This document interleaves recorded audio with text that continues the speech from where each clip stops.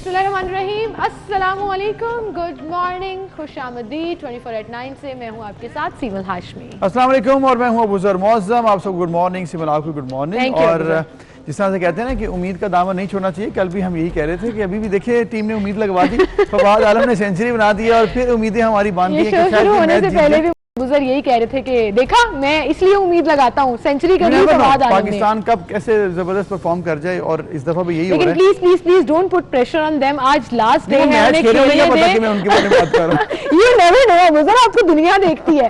सो ये overall media का एक रवैया भी होता है कि हम इतना ज्यादा प्रेशर डाल देते हैं, इतनी सारी उम्मीदें बांध देते हैं, इतना बूस्टअप कर देते हैं कि परफॉर्मेंस ठुस हो जाती है। बिल्कुल, लेकिन उम्मीद है आज शायद सेंचुरी बनाई है और रिजवान ने भी बड़ी जबरदस्त परफॉर्मेंस दिखाई है। और फवाद आलम के ऊपर तो वैसे भी बड़ा प्रेशर था, कमबैक था लास्ट टाइम जब वो कमबैक किया, परफॉर्म नहीं कर पाए, फिर से प्रेशर आ गया कि क्या उनको दोबारा से चांस देना चाहिए। लेकिन इस दफ़ा जब ऐसा चांस दिया कि इतने मुश्किल मैच में, इतनी मुश्किल पिच में न्यूजीलैंड में एक सेंचुरी बनाना कोई आम बात नहीं है। पाकिस्तान बहुत कम प्लेयर ऐसे। ये तो आप क्रिकेट की बात कर रहे हैं ना, वहीं पर पॉलिटिक्स में भी ऐसे बहुत से मुश्किल सवाल पूछे जा रहे थे कुछ गुज़श्ता दिनों से। कुछ पॉलिटिशियंस नाराज भी हो जाते थे कि आप हमसे क्यों पूछ रहे हैं, आप वेट क्यों नहीं करते हैं, आप देखते क्यों नहीं है, अपना तज्जिया क्यों देना शुरू कर देते हैं तज्जियाकार। कल क्लैरिटी जो है वो आ गई, क्योंकि जब एग्जीक्यूटिव कमेटी की मीटिंग हुई पीपल्स पार्टी की तो बहुत सी चीजें क्लियर भी हो गई। उससे पहले बहुत से चैनल्स खबरें चला रहे थे जिनकी ना तरदीद हुई ना तस्दीक हुई, लेकिन पता नहीं उनके सोर्सेस क्या थे, उनकी कंफ्यूजन अभी भी रह गई है। बहरहाल जी, इन तमाम चीजों पर हम बात करेंगे और साथ ही साथ मैच की हम बात भी करेंगे। एक और आउट हो चुका है जो इस वक्त आप स्क्रीन पर देख रहे हैं, 242-6 और नजर लग गई। अबूजर मैंने आपको बोला था कि मत एकदम से इतनी तारीफ करें फवाद आलम साहब, आपने सेंचुरी कर ली, बेस्ट खेला, कोई बात नहीं। ये चलें जी, एज वी स्पीक अभी कुछ सेकंड्स पहले जब हम उनकी तारीफ कर रहे थे तो मैंने आपको बोला है ना किया करें ऐसे, नजर लगा दी आपने। चले कोई नहीं, मैं फवाद की देखिए परफॉर्मेंस और उम्मीद की बात कर रहा था, वो हमारी पूरी हुई है कि मैं नहीं चाहती कि आप इस पर अब ज्यादा बात करें अभी, और हम देखते हैं कि आगे होता क्या है। फिलहाल हम चलते हैं टॉप स्टोरीज की तरफ।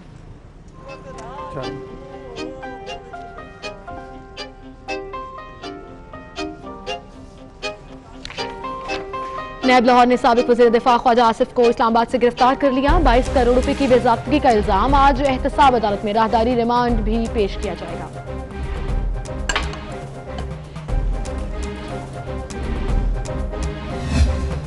हुकूमत को सेनेट में चैलेंज करना चाहिए, फैसले पीडीएम के सामने रखेंगे, पार्लियामेंट के अंदर और बाहर इसका मुहासबा करेंगे। बिलावल भुट्टो की पीपल्स पार्टी की सेंट्रल एग्जीक्यूटिव कमेटी इजलास के बाद गुफ्तगू।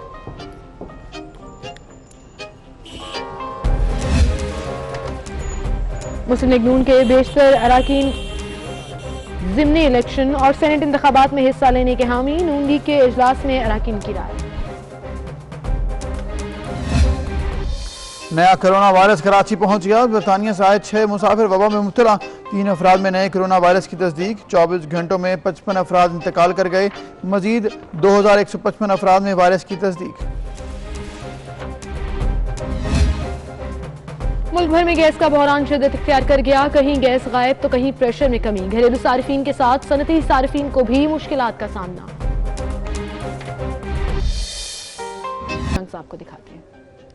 पीपल्स पार्टी की सेंट्रल एग्जीक्यूटिव कमेटी ने पीडीएम का फैसला कि 31 दिसंबर तक सारे मेंबरान असेंबली के इस्तीफे अपने पार्टी क़यादत के पास जमा होंगे। जनवरी तक नहीं करता है तो फिर हमने उसको ज़बरदस्ती निकालना है।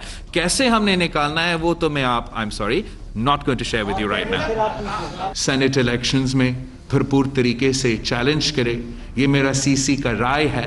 अब ये सीसी का राय पीडीएम के सामने पेश होगा और हतमी फैसला पीडीएम की कंसेंसस के साथ और मेरा सीसी की अप्रूवल के साथ। नैब को ये आटा चोर क्यों नहीं नजर आ रहे, नैब को ये एलएनजी चोर क्यों नहीं नजर आ रहे। 122 अरब का डाका पड़ा है एलएनजी के ऊपर। नैब को बिजली चोर क्यों नहीं नजर आ रहे, नैब को चीनी चोर क्यों नहीं नजर आ रहे, नैब को बिलियन ट्री सुनामी क्यों नहीं नजर आ रहा, और ये जो दवाइयों के इतने बड़े बड़े स्कैंडल है नैब को वो क्यों नजर नहीं आ रहे। नैब को एक वेग चीज एसेट बियॉन्ड मींस की ऑपोजिशन जमात के एक रहनुमा की नजर आ जाती है, लेकिन इतनी बड़ी बड़ी ग्लेयरिंग एविडेंस जो है वो नैब को नजर नहीं आती। नैब अंधी है क्या, या नैब अंधी है, या फिर नैब इतने प्रेशर में है कि वो अपनी क्रेडिबिलिटी, ये हम नहीं कहते, ये कोर्ट्स के कमेंट्स हैं, कि नैब पॉलिटिकल इंजीनियरिंग का इदारा बन गया है। सबसे पहली तजवीज़ ये है कि मरकज़ी मजलिस अमूमी से एक करारदाद पास किया जाए कि जमीयत उलमा इस्लाम पाकिस्तान फजलुर रहमान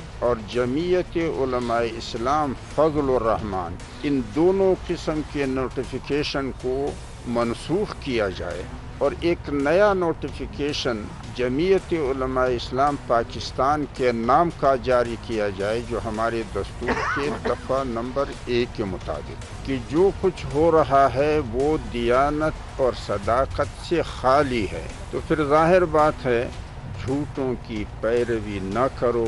हमारी कोशिश ये होगी कि उनको तन्हा किया जाए, यानी न कोई साथ दे और न कोई मुखासमत करे। PDM में दरार पड़ गई है और सफ़े मातम होगी फजलुर रहमान के यहाँ। ये क्या हो गया?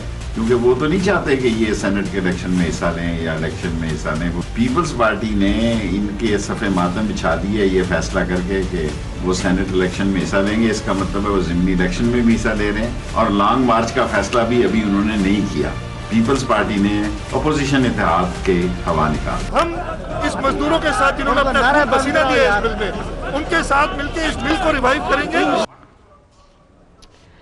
जी, तो आपने देखा कल जो एक्टिविटीज़ हुई और मुख्तलिफ पॉलिटिकल लीडर्स क्या क्या बयान देते रहे, लेकिन सबसे अहम एक चीज़ और एक ख़बर जो आई वो कौमी एहतसाब ब्यूरो की गिरफ्तारी थी, जो कि मुस्लिम लीग नून के रहनुमा ख्वाजा आसिफ को गिरफ्तार किया गया और इस्लामाबाद में वो एहसन इकबाल के घर थे जहाँ से उन्हें गिरफ्तार किया गया। जी, एक मीटिंग हुई नून लीग की। उस मीटिंग से जैसे वो फ्री हुए और सब लोग जो अरकान थे वो बाहर निकल रहे थे और अपनी अपनी डेस्टिनेशन में फर्दर जा रहे थे, तो वहीं पर ख्वाजा आसिफ को जैसे वो घर से बाहर निकले तो उनको गिरफ्तार किया गया और उन पर वही एक फेमस इल्ज़ाम आमदन से ज़्यादा असासों के केस में उनको गिरफ्तार किया गया। नैब ने ये कार्रवाई की है। नैब लाहौर ने अब उनको पेश भी किया जाना है। वारंट्स गिरफ्तारी चेयरमैन नैब के दस्तखतों से जारी हुए थे और उन्हें नैब रावलपिंडी के दफ्तर रात को मुंतकिल किया गया, लेकिन लाहौर भी जल्द मुंतकिल कर दिया जाएगा। और इस पर काफ़ी प्रोटेस्ट भी हो रहा है मुस्लिम लीग नून की जानिब से भी, और उनकी सीनियर नायब सदर मरीम नवाज ने भी कल रद्द-ए-अमल दिया, मीडिया से गुफ्तगू की और बार बार ये जिक्र करती रही कि पॉलिटिकल इंजीनियरिंग का इदारा बन चुका है नैब और उसी का ये शाखसाना है कि उनके सीनियर रहनुमा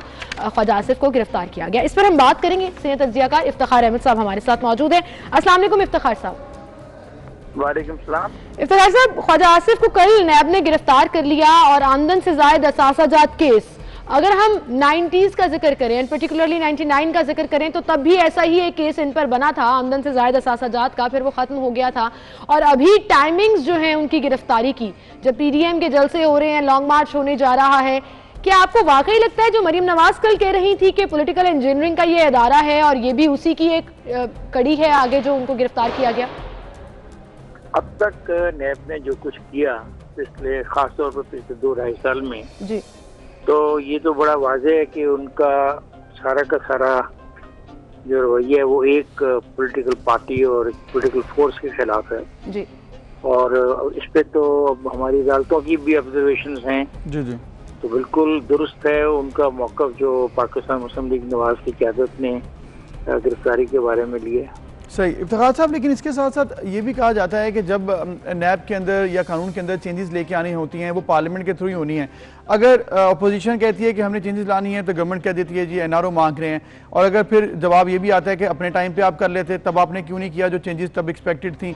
अब इस वक्त ऐसी सिचुएशन रही तो फिर ये आइंदा आने वाले दिनों में या सालों में नैब के अंदर जो इस्लाहात चाहिए वो कैसे होंगी? नैब में इस्लाहात लाजमी तौर पर होंगी, आप यकीन रखें, आज नहीं तो कल, क्योंकि ये जो कानून है इस कानून से तो बदतर और कोई कानून पाकिस्तान में नहीं। मैंने शायद एक मतलब पहले भी कहा कि जो नैब को इख्तियारात हैं ये तो जब मार्शल मुल्क में लगता है जी, उस वक्त जो मार्शल के मुख्तलिफ जोन के इंचार्ज होते हैं उनके पास इतनी ताकत नहीं होती, इतनी पावर नहीं होती गिरफ्तारी की, किसी के घर को जेल डिक्लेयर करने की, जो नैब के पास है। तो आने वाले दिनों में नैब के कवानीन को बदलना होगा। ये तमाम पॉलिटिकल पार्टीज के लिए फायदेमंद है। आज नैब इस्तेमाल हो रही है एक पॉलिटिकल पार्टी के खिलाफ, तो जब दूसरी पॉलिटिकल पार्टी जो आज बरसेगार है कल ये अपोजिशन में होगी, कल नहीं होगी, परसों होगी, 2 साल के बाद होगी या 4 साल के बाद होगी। तो अभी आपके प्रोग्राम के इस इंट्रो में कुछ बातें की जा रही थी कि भाई शुगर का केस है, दवाइयों का केस है, बहुत सारे केसेस का तज़किरा किया गया। तो अगर नैब का ये कानून रहा तो जिन चीज़ों का तस्करा आपके इंट्रो में कोई कर रहा था वो सब के सब मुकदमात में कन्वर्ट कर दिए जाएंगे, सब के सब लोग जेलों में होंगे। तो क्या ये मुल्क इसलिए बना है कि हम ये खेल खेलते रहें? बिल्कुल सही इफ्तिखार साहब, आपने सही कहा कि एक गलत ट्रेंड सेट हो रहा है जो किसी भी पॉलिटिकल पार्टी के लिए ठीक नहीं होगा, उसको बेहतर करना होगा। अच्छा, दूसरी तरफ इफ्तिखार साहब, पीडीएम और कल जो मीटिंग हुई पीपल्स पार्टी की, उस हवाले से हम जरूर बात करेंगे। बड़े गर्मा गर्म शोज हुए कल, बड़ी खबरें भी आ रही थी, कुछ की तरदीद हुई, कुछ की तस्दीक हुई, कुछ समझ नहीं आ रहा था क्या चल रहा है, लेकिन उसके बाद फिर क्लैरिटी भी आना शुरू हो गई, प्रेस कॉन्फ्रेंसेस भी हुई। कुछ चैनल्स का तो आपको पता है एक फिर एजेंडा होता है जिस तरह वो उसको आगे लेकर चलते हैं। इफ्तिखार साहब, कल जो प्रेस कॉन्फ्रेंस की है बिलावल भुट्टो जरदारी साहब ने, आप उसको कैसा देखते हैं? उन्होंने कहा कि हम इस्तीफों की बात पर उन्होंने इंडोर्स किया पीडीएम के प्लेटफॉर्म को, सेनेट इलेक्शंस की उन्होंने बात की, भरपूर हिस्सा लेंगे, और ये भी कहा कि ये तजावीज हम पीडीएम के प्लेटफॉर्म में भी पेश करेंगे, और 1 जनवरी को पीडीएम का भी एक अहम इजलास होना है। कैसा देखते हैं आप? जो एपीसी हुई थी ना पीडीएम बनाने के लिए जी, अगर आप दोस्त उसका अलामिया पढ़ लें, उसका आखिरी पैराग्राफ पढ़ लें, तो उस आखिरी पैराग्राफ में इन नज़ारों को इस्तेमाल करने के लिए लिखा हुआ है। देखिए, पॉलिटिक्स में हर ऑप्शन को खुला रखा जाता है, बिल्कुल, और ये ऑप्शन उस सलामी में मौजूद है। आप इस प्रोग्राम के बाद उस सलामी को निकाल के रख लीजिएगा अपने सामने। उस आखिरी पैराग्राफ में ये लिखा हुआ है कि इन नज़ारों को भी इस्तेमाल किया जाएगा। देखें, वोट ऑफ नो कॉन्फिडेंस है प्राइम मिनिस्टर के खिलाफ, तो बहुत बड़ी पॉलिटिकल एक्टिविटी है जी। कामयाब हो या ना कामयाब हो वो एक बात की बहस होगी, लेकिन उसका मूव करना, वो पेश किया जाएगा, कुछ दिन दिए जाएंगे, उन दिनों में जो टेम्परेचर है पॉलिटिकल वो कहाँ से कहाँ जाएगा, जोड़ तोड़ काम होगा, ठीक है, तो नाकाम हो जाता है। फिर उसके बाद एक vote of no confidence chief minister Punjab के खिलाफ लाया जाता है जो बहुत ही क्लोज होगा, ठीक है।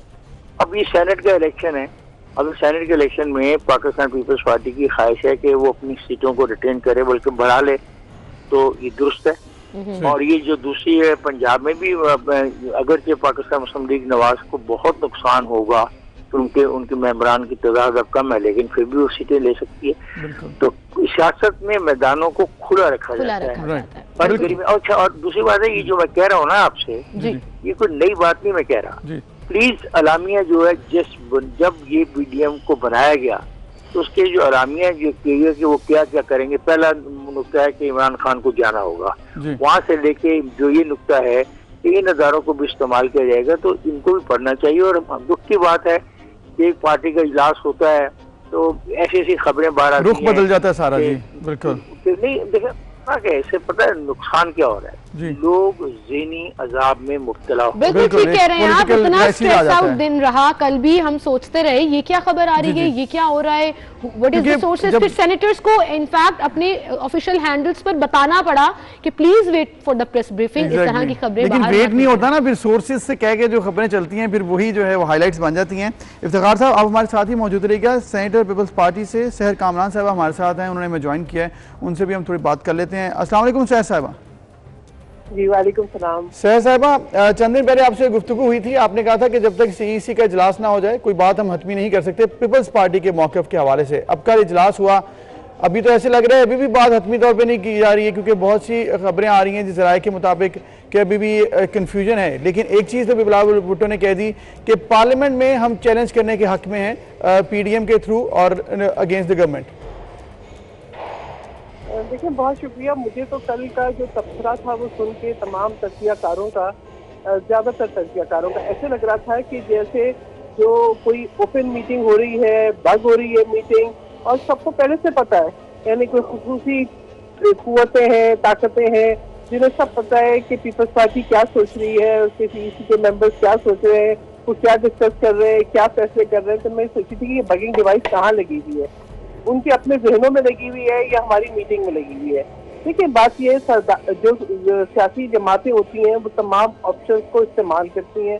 अब मुझे पता है कि हुकूमत इस वक्त इंतहाई शदीद घबराहट का शिकार है, शदीद डिप्रेशन है, और उसमें जो है जिस किस्म के, मैं समझती हूँ, एक प्रोपेगेंडा वॉर जिसे कहते हैं ना, फिफ्थ जनरेशन वॉर, जो जिसका बार बार जिक्र होता है कि पाकिस्तान के खिलाफ चल रही है। मैं कहती हूँ पाकिस्तान के अंदर इस किस्म की एक वॉर, प्रोपेगेंडा वॉर जो है पाकिस्तान की अपनी ही सियासी जमातें जो अपोजिशन की है उनके खिलाफ चलाने की कोशिश की जा रही है, एक डिप्रेशन क्रिएट करने की कोशिश की जा रही है। बहुत वजाहत के साथ पीपल्स पार्टी के चेयरमैन ने फैसले सुनाए हैं, बताया है कि ये चीजें जो है सीईसी में डिस्कस हुई, लेकिन हम इनको लेकर जाएंगे पीडीएम के प्लेटफॉर्म पे।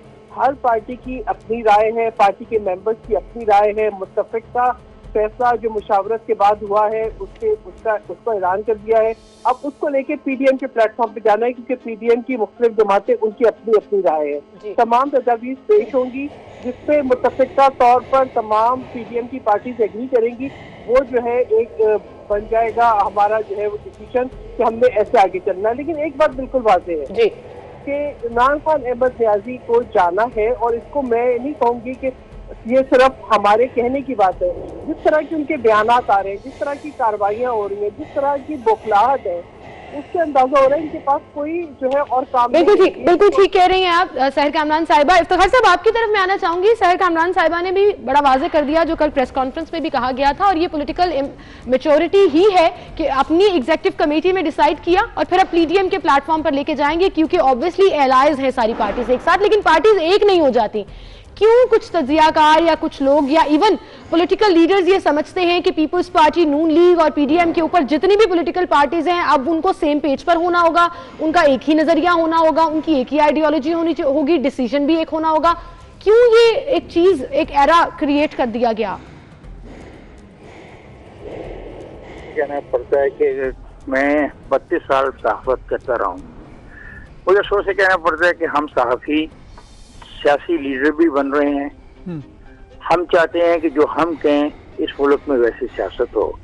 हमारे कुछ एंकर दोस्त टेलीविजन की स्क्रीन पे आके बैठ के मशवरा देते हैं कि इस मुल्क में क्या होना है, या अपनी ख्वाहिश को सामने रखते हैं, भला उनके इलाके में, उनके मोहल्ले में भी उनकी कोई बात ना माने। इंतहाई अफसोसनाक रवैया शुरू हो गया है कि हम लोगों ने ये रकमाल बना ली है पाकिस्तान की सियासत को, पाकिस्तान की माशरी हालात को, पाकिस्तान की फॉरेन पॉलिसी को। नहीं, हकीकत है और अफसोसनाक है। और पता है इसका नुकसान क्या हो रहा है कि एक कंफ्यूजन क्रिएट हो गया, यानी गर्द उड़ रही है और समझ ही नहीं आ रही है कौन क्या कर रहा है। बिल्कुल सही। लेकिन मौलाना शहरानी की बात मैं सुन रहा था, कैसे कैसी इसकी चीजें पेश की जा रही हैं।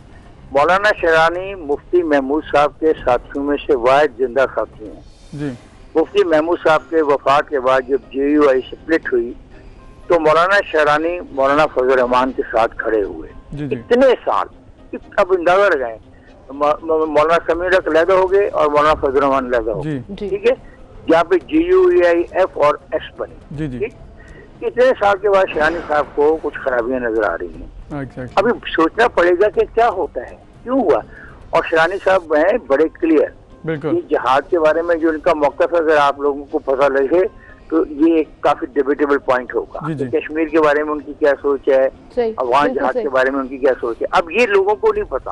माफ कीजिएगा, with all respect to you, सही कह रहे हैं तमाम नौजवान जर्नलिस्टों की इज्जत करता हूँ, एहतराम करता हूँ। मैं तो खुद अभी भी सीख रहा हूँ, अभी भी मैं तालिब इल्म। सर, हम भी आपसे सीखते हैं, सीखने का तो मौका कभी भी नहीं जाना चाहिए। ये गलत हो रहा है जो हो रहा है, बिल्कुल उसका नुकसान क्या हो रहा है, लोगों को पता ही लग रहा क्या है। डायरेक्शंस दी जाती हैं और उसके बाद लोग उस पर बिलीव कर लेते हैं। बिल्कुल क्या था मौलाना शहरानी ने, क्या है, क्योंकि JUI F बन गई थी हमारी जो ओरिजिनल जमात थी, मैं वो नाम को ऑफ करूंगा, ठीक है, उनका हक है। मुझे समझ ही नहीं आ रही कि पीडीएम कैसे टूट गई। बिल्कुल ठीक कह रहे हैं आप, पीडीएम कैसे टूट गई और कैसे फिर इन चीजों को लिंक कर दिया जाता है। ये बात, आपका पॉइंट बड़ा वैलिड है। और सहर कामरान साहिबा, मुझे याद है कि लास्ट टाइम आपने भी ये पॉइंट रेज किया था कि हर रोज एक नई एक्सक्लूसिव चाहिए, हर रोज एक खबर चाहिए, हर एक के मुंह से कुछ निकलवाने की बात की जाती है। अभी कल भी प्रेस कॉन्फ्रेंस में बड़े वाज़ेह तौर पर बिलावल भुट्टो जरदारी ने ये कहा कि ये हमारी पार्टी की सजेशंस हैं जो हम पीडीएम के प्लेटफॉर्म पर रखेंगे कि सेनेट के इलेक्शंस में मैदान को खाली नहीं छोड़ना। लेकिन फिर ये बात होना शुरू हो गई कि एक तरफ इस्तीफों की बात कर रहे हैं, दूसरी तरफ पार्लियामेंट में रहकर लड़ाई करने की बात भी कर रहे हैं। तो ये कंफ्यूजन रही, आपने भी देखी, कैसा देखती हैं आप इसको? आपको पता है कि पीपल्स पार्टी हमेशा आइन की, पार्लियामेंट की, जमहूरियत की मुहाफिज रही है जी, ठीक है। हम बहुत यकीन करते हैं पार्लियामेंट पे, लेकिन ये तो आप देखें ना, इमरान खान अहमद न्याजी की सियासत है। जब वो अपोजिशन में थे तो उन्होंने पार्लियामेंट में बैठना पसंद नहीं किया, वो हुकूमत में, वो अभी भी पार्लियामेंट से मकरूर है, ना ही वो उसकी अहमियत को समझते हैं, ना ही उसको मुस्तहकम करना चाहते हैं। और आप ये देखिए कि सेनेट जो है मुस्तकिल एक इदारा है, और यकीनन पार्टी के अंदर जो सीनियर सियासतदान है उनकी ये सोच होगी कि हम अपनी चीज को न सिर्फ रिटेन कर सकते हैं बल्कि अगर तमाम पीडीएम पार्टी मिलकर इलेक्शन लड़े तो हम एक बेहतर जो है नंबर जो है वो सीट में सेनेट के हासिल कर सकते हैं जी। तो मेरे ख्याल में कि ये ऐसी कोई राय आना इसमें कोई गलत बात नहीं है। पीडीएम इसको किस तरीके से इससे फैसला करती है ये देखने की बात है। मैं जरूर नैब पे बात करना चाहूंगी, मुझे इजाजत दे। देखिए नैब के ऊपर हम बात कर रहे हैं, लेकिन जब मैं वो वजह जिसकी वजह से नैब चेयरमैन दबाव में है और एकतरफा कार्रवाइयां कर रहे हैं, वो वजह का आज तक किसी ने सॉल्यूशन नहीं किया। ना वो खातून जो थी स्कैंडल वाली और वो सबसे पाउंड तक सरकार नेट के चेयरमैन, ना उस पर कोई तहकीकात हुई, ना वो खातून का पता चला, ना ही उसके ऊपर कोई कार्रवाई हुई। इसी की वजह से आज हम देख रहे हैं कि सियासी रहनुमा न सिर्फ गिरफ्तार हो रहे और कल कंट्रोलर जनरल अकाउंट खुर्रम हवाइयों ने खुदकुशी कर ली। ये 13वीं मौत होगी नेट की हिरासत में, नेट की हरेसमेंट में या नेट के केसेस की वजह से। इसको इस पे आंखें बंद करना मैं समझती हूँ मुसलमाना मतलब है। और साथ में अदालत उस्मा भी इस बारे में रिमार्क दे चुकी है और क्वेश्चनेबल है तरीकाकार नैब का इन्वेस्टिगेशंस का और फिर जो ट्रायल्स का तरीका है प्रोसिक्यूशन का, इसमें कोई दो राय नहीं रहेगी। लेकिन इसके लिए अगर चेंजेस लानी है, इस्लाहात लानी है तो वो भी पार्लियामेंट के थ्रू ही हो सकती हैं, वही पार्लियामेंटियंस ही कर सकते हैं। इसके लिए पार्लियामेंट में जाना होगा और जाकर ही नैब के अंदर इस्लाहात लाकर कुछ बेहतरी की जा सकती है। बहुत शुक्रिया सहर कामरान साहब, आप हमारे साथ मौजूद थे। इफ्तिखार अहमद साहब आप भी हमारे साथ मौजूद थे। और ओवरऑल मैंने ये देखा है कि जो भी है, अगर पीपल्स पार्टी ने डिसाइड किया है या नून लीग ने डिसाइड किया है, अगर ये कहना कि हम लोग अब डायलॉग नहीं करेंगे जब तक इमरान खान नहीं जाते, तो ये भी डेडलॉक की तरफ बात जा सकती है। तो इसके लिए थोड़ा सा होना चाहिए, क्योंकि डेडलॉक के अगर आप शिकार हो जाएंगे तो फिर मामला हल नहीं हो सकता। बिल्कुल सही। इसी के साथ नाज़रीन हम चलते हैं एक ब्रेक की तरफ, ब्रेक लेते हैं, फिर हाजिर होंगे।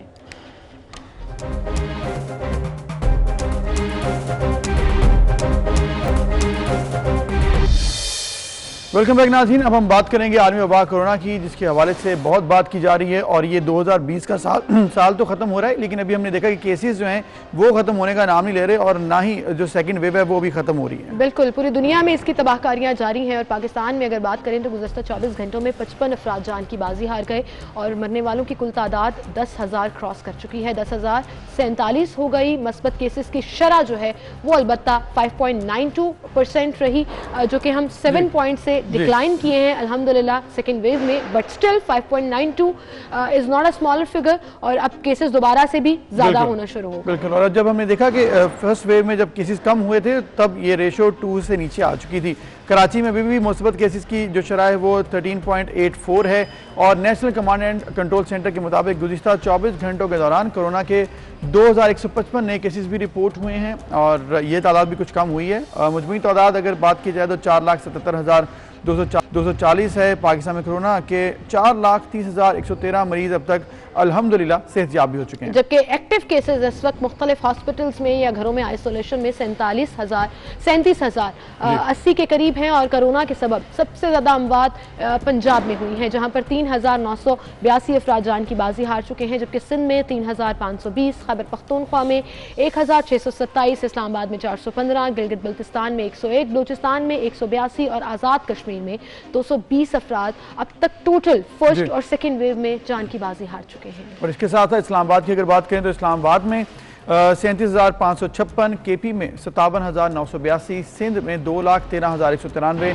पंजाब में 1,37,295, बलूचिस्तान में 18,118, आज़ाद कश्मीर में 8,241 और गिलगित बल्तिस्तान में 4,822 अफराद को कोरोना से अब तक वबा से उनको लड़ना पड़ा। लेकिन इसके साथ साथ अब जो कोरोना से ऑलरेडी हम लोग लड़ रहे हैं, इसके साथ जो खबरें मजीद आई वो ये थी कि यूके में सबसे पहले ये बात की गई कि एक नई किस्म, कोरोना वायरस में भी एक नई किस्म है, उसको आइडेंटिफाई किया गया। अफ्रीका से एक शख्स वहाँ पर गया और उसमें थोड़ी सी चेंजेस आई हैं, उसकी स्पीड ज़्यादा है वायरस के फैलने की, फिर इसमें प्रोटीन लेवल बिगड़ जाता है, फिर बच्चों में भी ये वायरस फैल सकता है। तो अब ये परेशानी है कि पाकिस्तान में भी एक केस रिपोर्ट हो चुका है। This is very very very alarming कि पाकिस्तान में भी अब वो वायरस पहुंच चुका है। दुनिया एक ग्लोबल विलेज है, you can not control it. आपको याद होगा चाइना जहां से कहा जाता है कि ये शुरू हुआ, कितनी तेजी से यूरोप में फैला, अमेरिका पहुंच गया, पाकिस्तान आ गया, विद इन नो डेज मुख्तलिफ कंट्रीज से केसेस। ईरान में आपको याद होगा फर्स्ट वेव में एकदम से कितना ज्यादा जो है वो उसका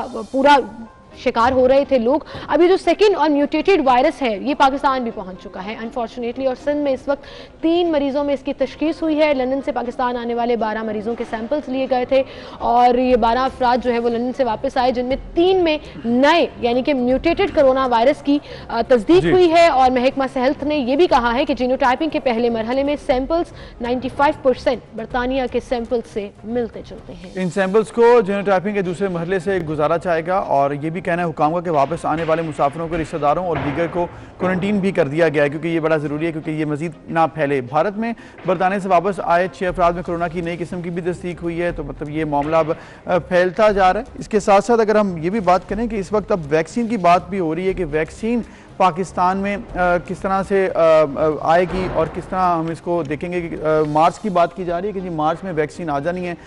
पाकिस्तान की जो हुकूमत है उसने भी कोशिश की है कि चाइना, रशिया, अमेरिका और इधर जो कंपनीज हैं उनसे बात की जाए और उन कंपनीज से बात करते हुए पाकिस्तान में वो कैसे लॉन्च हो सकती है, पाकिस्तान में उसकी कितनी फिजिबिलिटी है, इम्प्लीमेंटेशन कैसे है, इन तमाम पहलुओं पर बात हो रही है। बिल्कुल। अच्छा, अब इसमें ये भी देखिए कि 4 ममालिक हैं जिनकी 6 कंपनीज के साथ हम राब्ते में हैं और इसके साथ साथ ऑलरेडी चाइनीज एक कंपनी का, बल्कि 2 कंपनीज का ट्रायल जो है वो पूरे मुल्क में जारी है। और पंजाब में अगर हम जिक्र करें तो डॉक्टर जावेद अकरम जो है वो बहुत ज़्यादा वॉलंटियर्स को हज़ारों की तादाद में अब तक वैक्सीन लगा भी चुके हैं और कुछ सच प्रोमिनेंट या ख़तरनाक साइड इफ़ेक्ट्स अभी तक सामने नहीं आए। और ये मेगा प्रोजेक्ट जब कंप्लीट होगा, मेगा ट्रायल जब कंप्लीट होगा तो वो वैक्सीन फिजिबल हो जाएगी। इसके साथ साथ एक अच्छी खबर ये है जो डॉक्टर्स बता रहे हैं कि उनकी रिसर्चेस के मुताबिक ये वैक्सीन म्यूटेटेड वायरस या जो नई किस्म का वायरस है उसके अगेंस्ट भी काम करेगी, क्योंकि डिफरेंट फार्मूलाज हैं इन वैक्सीन के। जरूरी नहीं है कि सारी की सारी वैक्सीन वायरस को कमजोर करके ही बनाई जा रही हैं।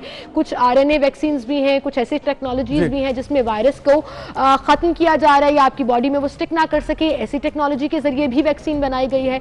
तो दुआ सिर्फ ये है कि जो भी वैक्सीन हम लगाएं अल्लाह ताला हम सबको महफूज रखे और 2020 के साथ ही कोरोना वायरस कहीं पीछे माजी की यादों में रह जाए और 2021 जो है उसका आगाज अच्छा हो जाए, वो पूरा साल बेहतरीन तरीके से। बिल्कुल। और जब अगर बात करें वैक्सीन की, क्योंकि वैक्सीन की अब इस वक्त ज़रूरत भी है, तो जो 6 कंपनीज हैं उसमें जॉनसन जॉनसन, फाइजर, चीनी कंपनी साइनोफार्म, कैनोस्टाइन, ऑक्सफोर्ड यूनिवर्सिटी से जो रिसर्च हुई है और फिर रूसी कंपनी की तरफ से भी एक वैक्सीन है वो मिल सकती है। लेकिन इन सब में जो 6 ऑप्शन है उनमें सबसे बेहतर इस वक्त जो काम कर रही है पाकिस्तान में, जो कि यहाँ के वेदर क्लाइमेट के हवाले से, लोगों के रिस्पॉन्स के हवाले से अगर बेहतर बात की जा रही है तो वो सिर्फ दोनों चाइनीज़ वैक्सीन हैं जिसके हवाले से अभी तक ये कहा जा रहा है कि वही इंप्लीमेंट की जाएगी पाकिस्तान में और इसको जल्द से जल्द इंशाल्लाह लॉन्च कर दिया जाएगा। बिल्कुल। कोरोना वैक्सीन के बाद हम रुख करते हैं कराची का और अपनी अगली खबर की तरफ चलते हैं। कल कराची के हवाले से बड़ी खबरें आ रही थी और आपको याद है कि सुप्रीम कोर्ट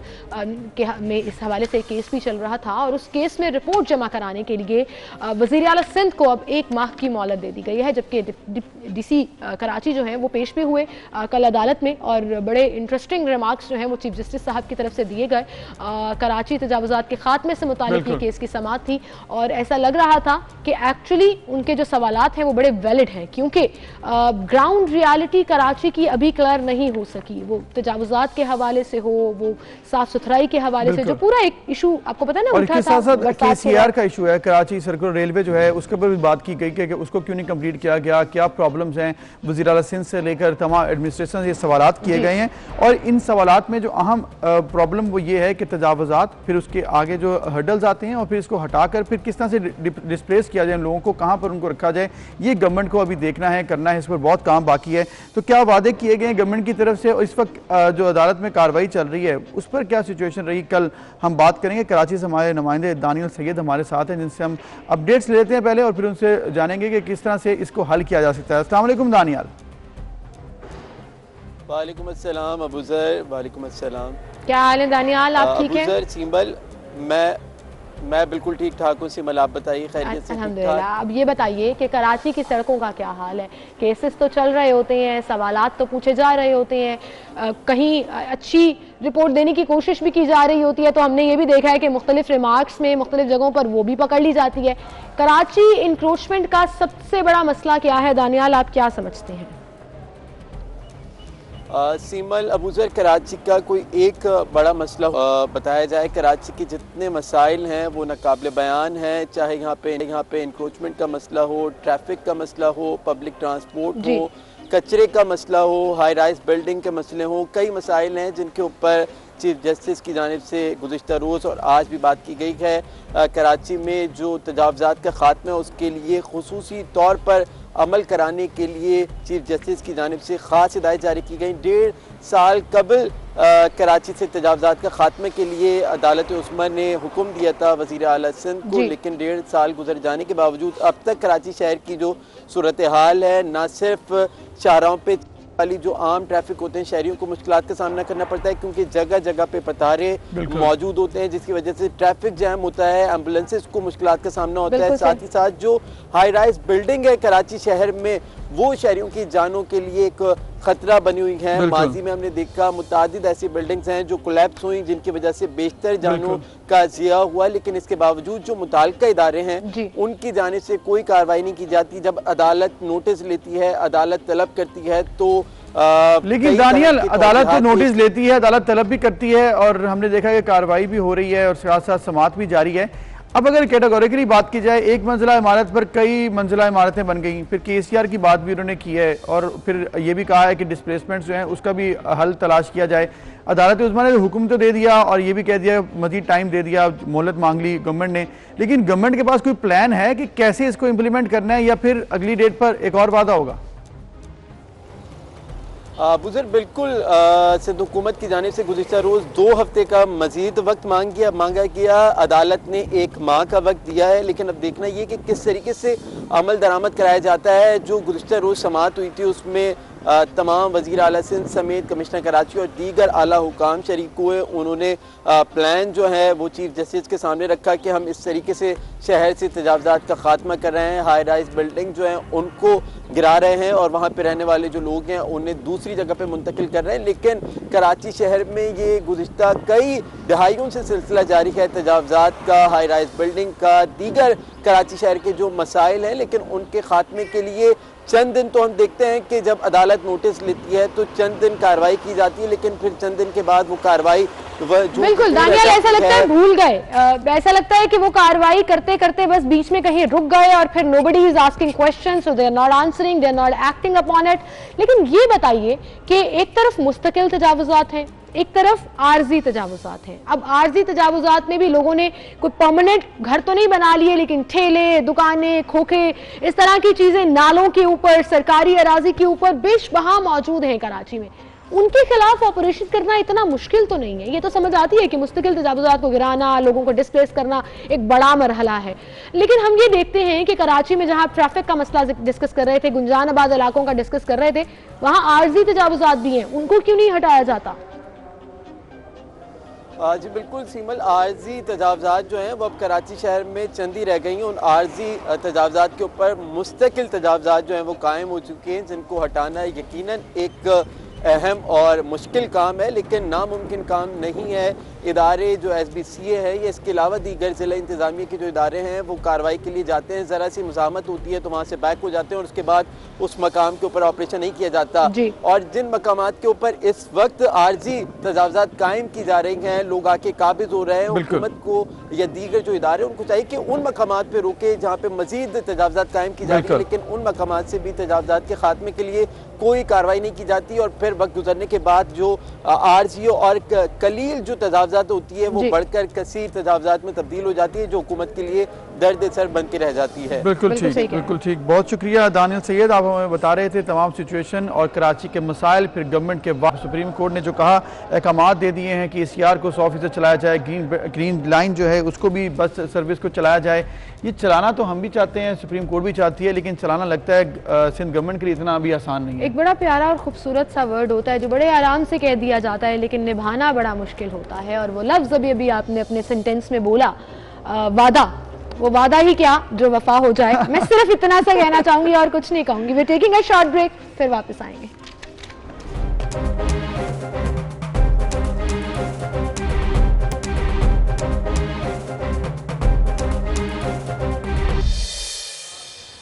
वेलकम बैक। एक बार फिर से आपको खुशामदीद कहेंगे। जहां सर्दी आती है नाज़िन, तो सर्दी में फिर बड़ा मज़ा भी आता है, आप इंजॉय करते हैं विंटर्स को बहुत से लोग, लेकिन बहुत मज़ा ख़राब होता है जब घर पे गैस ना आ रही हो, खाना ना बन रहा हो, पानी गर्म ना हो रहा हो, हीटर चलाने के लिए आप एक्चुअली सोचे कि गवर्नमेंट सही कहती थी, ये लग्जरी है, ये एक आसाइश है जो हमें नहीं इस्तेमाल करनी चाहिए। और ये सूरत हाल इस वक्त पूरे मुल्क की है, कराची, लाहौर, कोयटा समेत तमाम शहरों में गैस का शदीद बहरान देखा जा रहा है। बिल्कुल, और इसके साथ साथ अगर गैस घरेलू सार्फिन को ना मिले तो वो तो किसी ना किसी तरीके से LPG पर या और तरीके से गुजारा करके अपना रोज़मर्रा के काम आगे बढ़ा सकते हैं। लेकिन अगर बात की जाए इंडस्ट्री की, कमर्शियल एक्टिविटीज़ की, अगर खुसूसन कराची पाकिस्तान का सबसे बड़ा शहर जिधर इकॉनमी का अगर हिस्सा देखा जाए तो 51% सिर्फ कराची की तरफ से ही पाकिस्तान की इकॉनमी में शेयर है।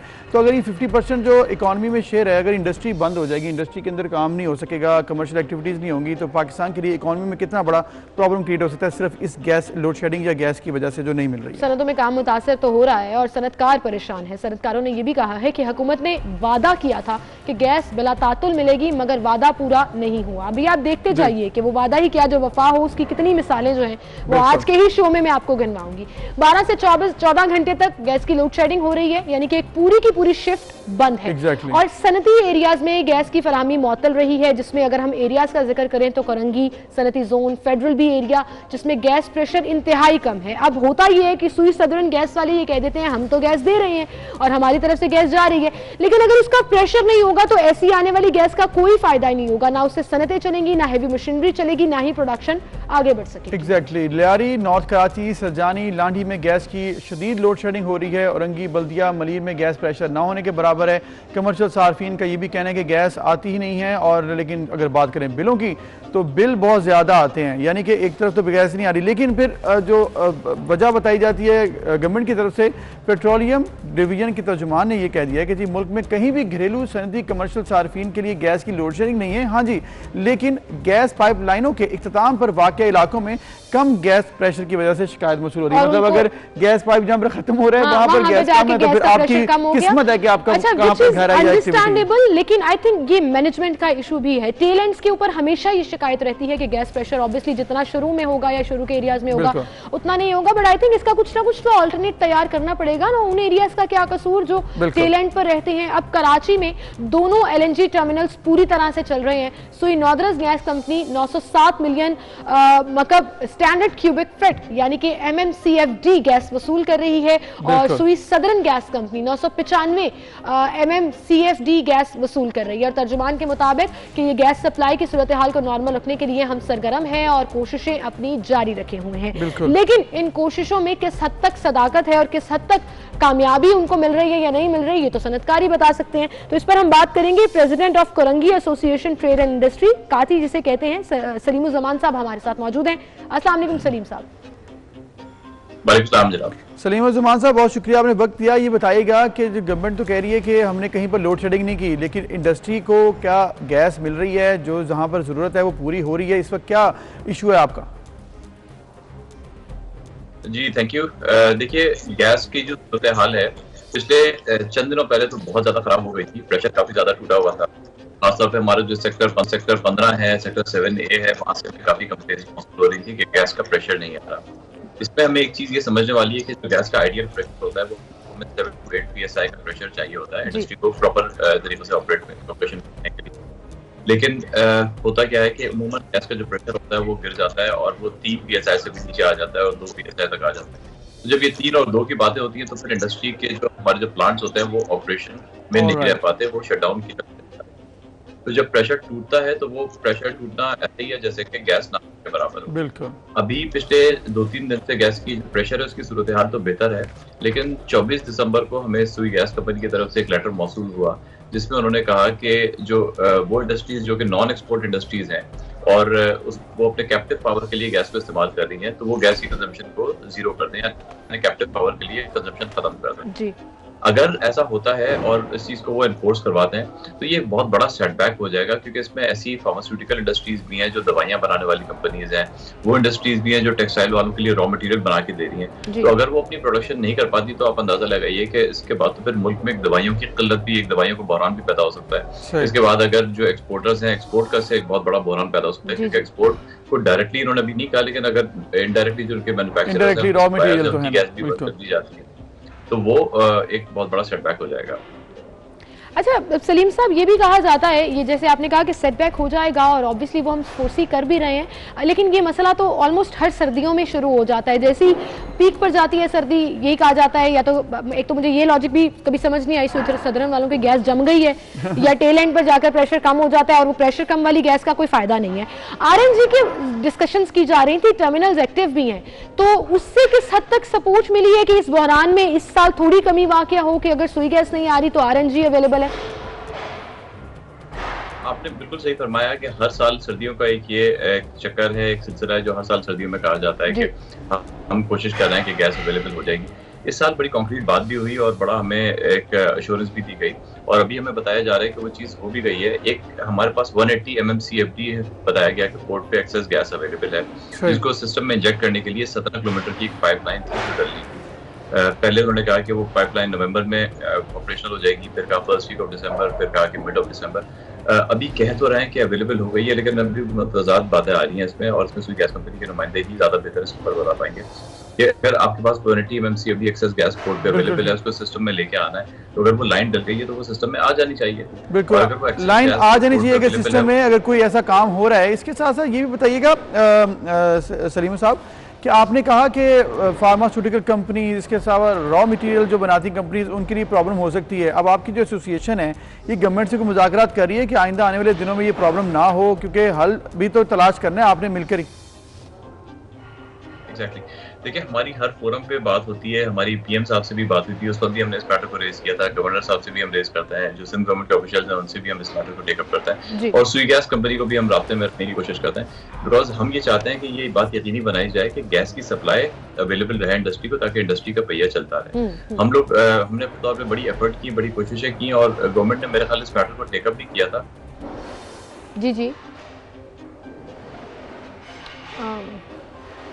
सिग्नल्स इशू की वजह से आई थिंक हमारा राब्ता उनसे मुनक़ता हुआ है, हम दोबारा भी राब्ता करेंगे। और सलीम साहब ये कह रहे थे कि उनकी बात हुई है, गवर्नमेंट से भी बात हुई है, मुख्तलिफ इदारों से भी बात हुई, गैस वालों से भी बात हुई है, लेकिन मुझे ये समझ नहीं आती है कि अगर इंडस्ट्री वाले अपफ्रंट आकर खुद बोल रहे हैं कि गैस अवेलेबल नहीं है, फिर सुई गैस वाले कैसे कह सकते हैं कि हम लोड शेडिंग नहीं कर रहे, गैस प्रॉपर जा रही है, सिर्फ प्रेशर कम है, गैस तो जा रही है। बेसिकली उन्होंने ये बताया ना कि हल्की सी गैस आ रही है, वो कहेंगे देखिए गैस आपकी आ रही है, आपका जरूरत पूरी नहीं हो रही है, वहाँ जाकर अगर आप माचिस जलाएंगे और वो तीली जल गई, फ्लेम चल रहा है, तो वो फ्लेम चल गया तो वो हो गया। अच्छा सलीम साहब से हम पूछ रहे थे और काफी कंसर्न भी वो लग रहे थे डिफरेंट इंडस्ट्रीज के हवाले से, तो सलीम साहब ये कहिएगा, अभी आप अगला 1-1.5 महीना अगर सर्दी रहती है तो इंडस्ट्री तो बुरी तरह मुतासर होगी, क्या क्विकली प्लान कोई ऐसा डिस्कस किया गया है गवर्नमेंट से जिस पर एक्ट अपॉन किया जा सके? जी हमें बताया गया है कि इनके पास जो प्लान था, ये जो एक्सेस गैस पोर्ट पे अवेलेबल है, इसको सिस्टम में इंजेक्ट करने का प्लान बड़ा कॉन्क्रीट प्लान है, और कहा यह जा रहा है कि इसकी लाइन कंप्लीट हो गई है, लेकिन हमें समझ में नहीं आ रहा कि अगर लाइन कंप्लीट हो गई है तो ये गैस सिस्टम में क्यों नहीं अवेलेबल हुई अभी तक। दूसरी बातें सुनने में आ रही है कि जो LNG के हमारे जहाज से वो लेट हो गया, लेकिन अभी तक कोई कॉन्क्रीट जवाब आया नहीं है। क्विक प्लान यही है कि जो एक्सेस गैस आपके पास पोर्ट अवेलेबल है, सिस्टम में इंजेक्ट करते हैं, आपके पास गैस का मसला ही खत्म हो जाएगा। इस सर्दियां तो बहुत बेहतर गुजर सकती हैं अगर थोड़ी सी इसकी मैनेजमेंट प्रॉपर है। बेसिकली मैनेजमेंट का इशू है और तरीकाकार का इशू है, अगर वो ठीक कर लिया जाए तो ये मामला जो है हल हो सकता है। बहुत शुक्रिया सलीम ज़मान साहब, आप हमारे साथ मौजूद थे और आपने बताया कि जो गैस अवेलेबल है वही अच्छे तरीके से मैनेज हो जाए तो ये मामला हल हो जाए। पता नहीं फिर क्यों नहीं करते, समझ नहीं आ रही वजह क्या है, गवर्नमेंट आखिर क्यों नहीं मामला हल करना चाहती? मामला इसलिए हल नहीं करना चाहते कि लोग वादे करके भूल जाते हैं, और वादा का इंतजामिया ने किया इनके साथ लेकिन पूरा नहीं किया कि हम इस साल गैस मैनेजमेंट कर लेंगे, RNG भी है, मतलब ये जिद है कि वादा पूरा नहीं करना, बस वादा पूरा। कुछ लोग होते हैं ऐसे जो भूल जाते हैं वादा करके और फिर उसको वो नहीं करते। मैं इसी प्रोग्राम में तीसरी दफा ये बोलने लगी हूँ कि वो वादा ही क्या जो वफा हो। इसकी रीजन मैं आपको बताऊंगी, अभी नहीं बताऊंगी, बताऊंगी अभी रीजन। एक ब्रेक लेते हैं फिर मिलेंगे।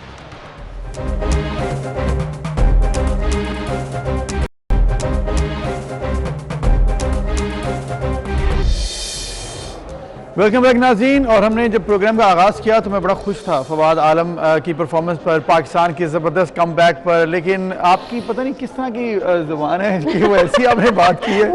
क्यों डाल रहे हैं?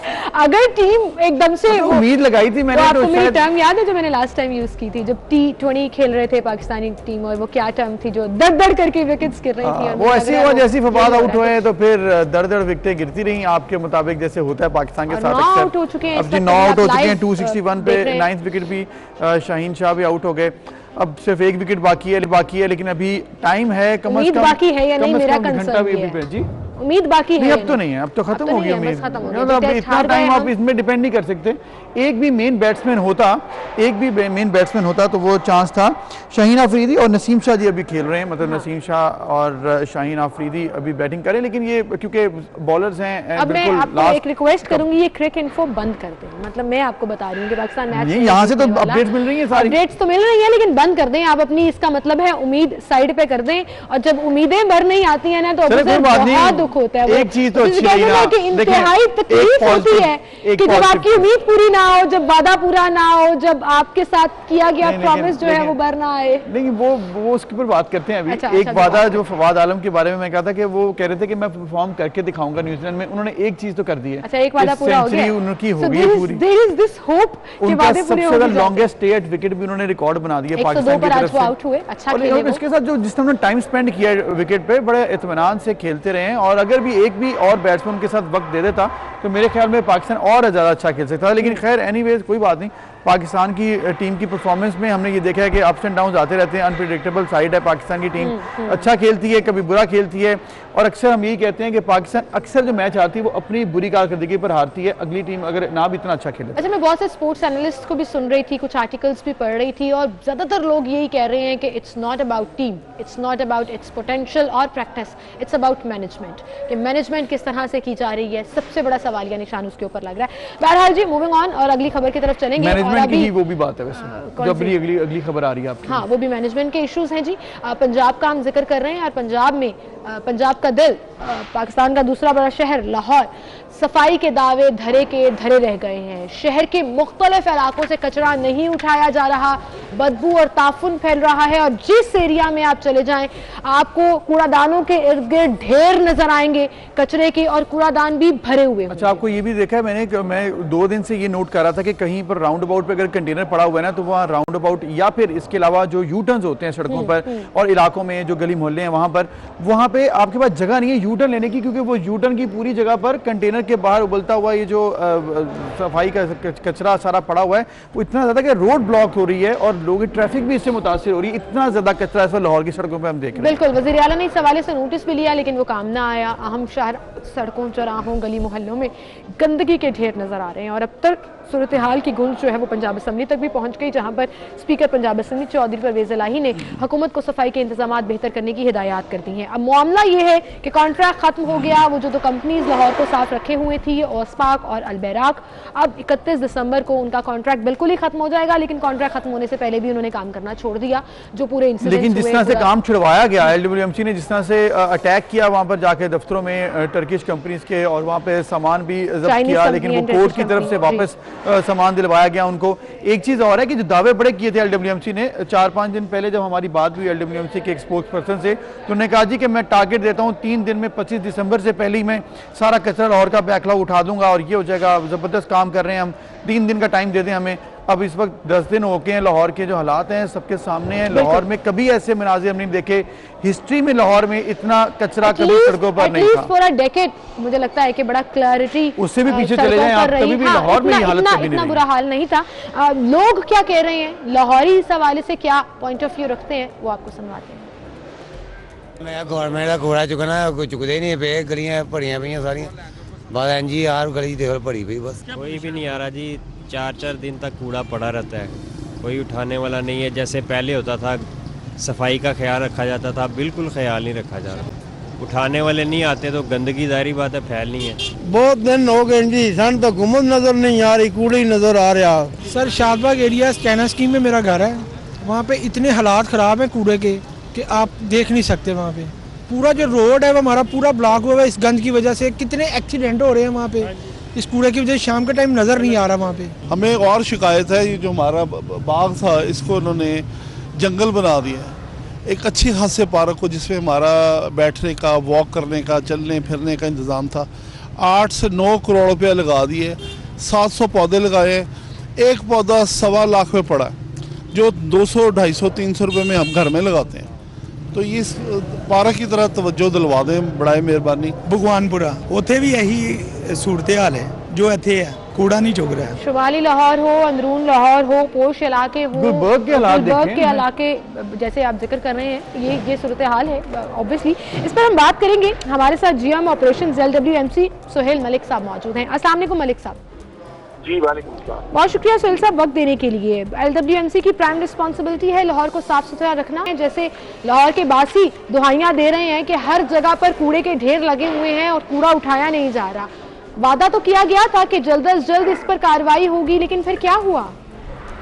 जी पहले तो आपका बहुत शुक्रिया कि आपने हमारा व्यू पॉइंट भी लिया इस हवाले से। इस मैटर को अंडरस्टैंड करने की जरूरत है। एक कॉन्ट्रैक्ट जो पिछले 9 साल से चल रहा था वो अब क्लोजिंग पे आ गया, और जैसा कि आपने इंट्रो में बताया कि जो टर्किश कंपनीज थी उन्होंने खत्म होने से पहले ही अपना काम रोक दिया था, और ये को 15-20 दिन का जो है वो बैकलॉग इकट्ठा हो गया था लाहौर में।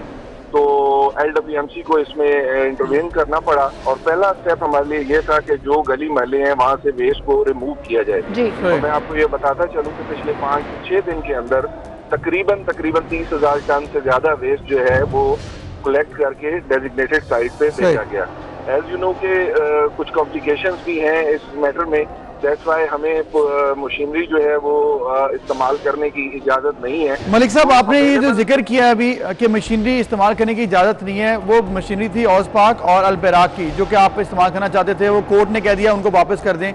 अब आपने जो प्लान बनाया हुआ था कि किस तरह से आपने लाहौर की सफाई करनी है, कॉन्ट्रैक्ट तो 2019 से रिन्यू हो रहा है, मतलब आपके पास कोई प्लान नहीं था और विदाउट प्लान कॉन्ट्रैक्ट मनसूख करके आगे क्या रखा हुआ था? करना है और इसको हमने बेहतर तरीके से एक अच्छे तरीके से इसको सेटल डाउन करना है। इस वक्त एज सच कोई LWMC को इतना कोई प्रॉब्लम नहीं है। We are very much comfortable in doing our job. कहीं पे कोई इशू है उसको हम रिजॉल्व कर रहे हैं। यस, थोड़ा डिले आ रहा है due to shortage of machinery, but ये नहीं है कि हम उसको कर ना सके। बहुत सारे जो लाहौर के एरियाज हैं उनको हम क्लियर कर चुके हैं। और यहाँ एक चीज और बड़ी इंपॉर्टेंट थी, जो ही टर्किश कंपनीज ने ये तक काम को छोड़ा, फौरन ही बाद हमारे जो अमला है उनकी छुट्टियां भी थी क्रिसमस की, और वो हर साल होती है, और हर साल ही तकरीबन इस तरह की सिचुएशन इन दिनों में होती है। कभी नहीं होती सर, हर साल ये सिचुएशन कभी नहीं होती कि आप जिस सड़क पर चले जाएं, जिस चौराहे पर चले जाएं, आपको कूड़े के ढेर नजर आए। कम से कम इस बात पे तो मैं अग्री नहीं करूंगी। जी, वेस्ट है 5 से 6,000 टन डेली जनरेट होना है और वेस्ट में आना है, और उसमें लिफ्ट होना है। उसका एक तरीकेकार है कि कहीं से वो मॉर्निंग में हो रहा है, कहीं आफ्टरनून में और इवनिंग में। इवन हमने हमारे जो चेयरमैन है और मैनेजिंग डायरेक्टर, उनकी इंस्ट्रक्शन पे थर्ड शिफ्ट को भी एक्टिव कर लिया गया है। This is a transition phase, और यस ट्रांजिशन में कुछ इश्यूज भी आते हैं, लेकिन वो लॉन्ग टर्म बेहतरी के लिए होते हैं, और इंशाल्लाह ताला आप देखेंगे कि ये तमाम मलिक साहब, आपने कहा कि ट्रांजिशन फेज है, उसके बाद क्या होगा? ट्रांजिशन का जो हमारा सवाल है कि आगे आइंदा आने वाले दिनों में क्या प्लान बनाया हुआ है कि ऐसे ही आपने ट्रैक्टर ट्रालियों के थ्रू लाहौर का कूड़ा उठाना है, या फिर कोई लॉजिस्टिक्स ली जाएंगी, कोई मजीद कंपनीज आएंगी, किसके साथ काम किया जाना है? क्योंकि ऐसा कुछ अभी नजर नहीं आ रहा। इसमें कितना वक्त लगेगा? डिसीजन मेकिंग अगर हमने आउटसोर्सिंग करनी है, इनसोर्सिंग, वो डिसाइड हो जाएगा, देन फिर ये बिल स्मूथ हो जाएगा। मीनवाइल जो हमें करना है हमारे LWMC की मार्केट से लेनी है। हमने टेंडर भी फ्लोट किया हुआ है इसके लिए 3-4 महीने के लिए। जो वेस्ट हो रहा है उस हिसाब से हम इसको करेंगे।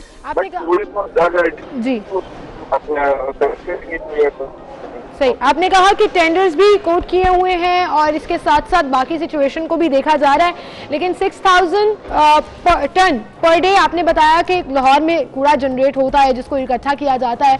सर ये कहिएगा, इस ट्रांजिशन पीरियड में 1 हफ्ता लगा तो सूरत हाल ये है, 10-12 दिन और लग गए, 15 दिन और लग गए तो सूरत हाल तो बहुत खराब हो जाएगी। हम तो कराची के सामने या बाकी शहरों के सामने लाहौर की सफाई सुथराई की मिसालें दिया करते थे, और LWMC ने over the period of time बेशक कंपनीज के ताउन से ही बड़ा जबरदस्त काम भी किया है।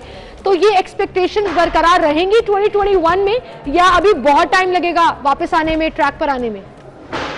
बहुत ज्यादा टाइम नहीं लगेगा। कुछ चीजें हैं जो with in couple of days जो है वो डिसाइड हो जाएंगी। रिगार्डिंग मशीनरी के इश्यूज हैं जो इंटरनेशनल कॉन्ट्रैक्टर की है, मैटर सब जुडिस है कोर्ट में, मैं उस पर बात तो नहीं करूंगा, लेकिन डिसीजन हो जाएंगे। और हमने अपने रिसोर्सेज भी लाहौर की सड़कें क्लियर हो जाएंगी, कोई टाइम फ्रेम? मार्केट से नॉन कस्टमाइज्ड रिसोर्सेज अवेलेबल होंगे, जिसमें थोड़ा सा डिले आ सकता है, लेकिन ये नहीं है कि कोई खुदा न खास्ता प्रॉब्लम हो। सर कितना टाइम? 1 हफ्ता, 10 दिन, 12 दिन, क्या कहेंगे आप?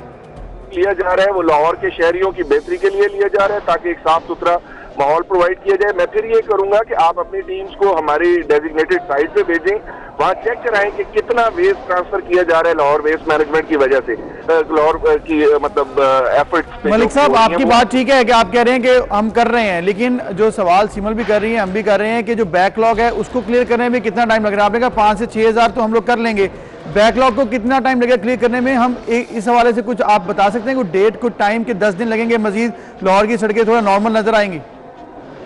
मेरे साथ निकले ना आप, आए। मैं तो खुद इस वक्त भी फील्ड में मूव कर रहा हूँ राइट नाउ, जब आपसे बात कर रहा हूँ। सारी मैनेजमेंट फील्ड में है, आप भी आए, आपको दिखाते हैं जो एरिया क्लियर हो गए, कुछ इश्यूज हैं, आपको लखोडेर की साइड दिखाते हैं, आप खुद उसका अंदाजा लगाइए कि कितने अरसे में ये कवर हो जाएगा। चले, मैं फिर आपको हम गुलबर्ग भी लेकर जाएंगे, जौहर टाउन भी लेकर जाएंगे, जहां पर कूड़ों के ढेर लगे हुए हैं, फैसल टाउन भी लेकर जाएंगे, फिर वो सिचुएशन भी क्लियर होगी। टाइम फ्रेम आप नहीं दे पा रहे सर? आवाज आपकी सॉरी ब्रेक हो रही थी, क्या कह रहे हैं आप? सिग्नल इश्यूज की वजह से हमारी उनसे बात नहीं हो सकी, but time that we asked him कि टाइम फ्रेम कुछ देना चाहेंगे, वो अभी I think he didn't want to commit, क्योंकि उनको खुद भी अगर वो 5 दिन दे दें और लग जाए 10 दिन तो फिर अगले 5 दिन के लिए मुश्किल बढ़ जाएगी। कर रहे हैं जी, कूड़ा करकट उठाने की कोशिश कर रहे हैं, लेकिन जिस शहर की डायमेंशंस ऐसी हो, जिसको आदत पड़ गई हो उन तमाम मशीनरीज की, उन तमाम लॉजिस्टिक्स की, जिनके तहत पूरा एक ट्रैक के ऊपर काम होता था। पर लाहौर का कूड़ा पिछले 10 सालों में कभी नहीं देखा जाता अभी और वो कल भी देख रहा था कि ट्रैक्टर के थ्रू कूड़ा जा रहा है, लॉजिस्टिक्स नहीं है। लेकिन आपने कैसे कॉन्ट्रैक्ट रिन्यू नहीं किया या कोई मजीद कंपनीज नहीं लेके आए और विदाउट एनी प्लान आपने ट्रांजिशन पीरियड को इतना आपने रिस्क पे डाल दिया? अभी आप मेरी बात ये लिख लें, ये ट्रांजिशन पीरियड बहुत लंबा होने वाला है, क्योंकि ऑलरेडी आपने किसी और कंपनी से बात नहीं की, आपकी अपनी अभी तो हमें टेंडर मंगवाए हैं। एग्जैक्टली, आपकी अपना जो डिपार्टमेंट है LWMC जो इसको पूरा सॉर्ट आउट करेगा, उसकी कैपेसिटी नहीं है। ओवर द इयर्स उसने काम नहीं किया। हाँ, कंपनीज को मैनेज जरूर कराया है। लेट्स सी क्या होगा जी। फिलहाल तो हमें लखोडेर का जिक्र उन्होंने कर दिया, और लखोडेर के बिल्कुल सामने लैंडफिल साइट है लखोडेर की ही, जहां पर कूड़ा फेंका जाता है। तो फिर आप ठोकर वाली साइट पर जाएं, आप जौहर टाउन वाली साइट पर जाएं, आप वहां जाएं जहां पर प्राइवेट इदारे काम नहीं कर रहे, जो प्राइवेट सोसाइटीज अपने तौर पर काम कर रही है वो नहीं कर रही। ओवरऑल अगर देखें, नजर आएगा आपको, ये पूरा डेफिनेटली नजर आएगा कि आपको रिसेंट हिस्ट्री में लाहौर में कभी नजर नहीं आया। और वो जो ट्रांजिशन पीरियड कह रहे हैं वो कितना लंबा होता है, ये भी सवाल है। अल्लाह करे ये जल्द ठीक हो जाए, जल्द से जल्द इसको मामले को हल किया जाए, वरना ये एक प्रॉब्लम बन जाएगी। इससे मजीद बीमारियां भी फैलेंगी, आगे बारिशें भी होनी है, उससे भी मजीद प्रॉब्लम आ सकती है। बिल्कुल, एक ब्रेक लेते हैं छोटी सी, दोबारा हाजिर होंगे।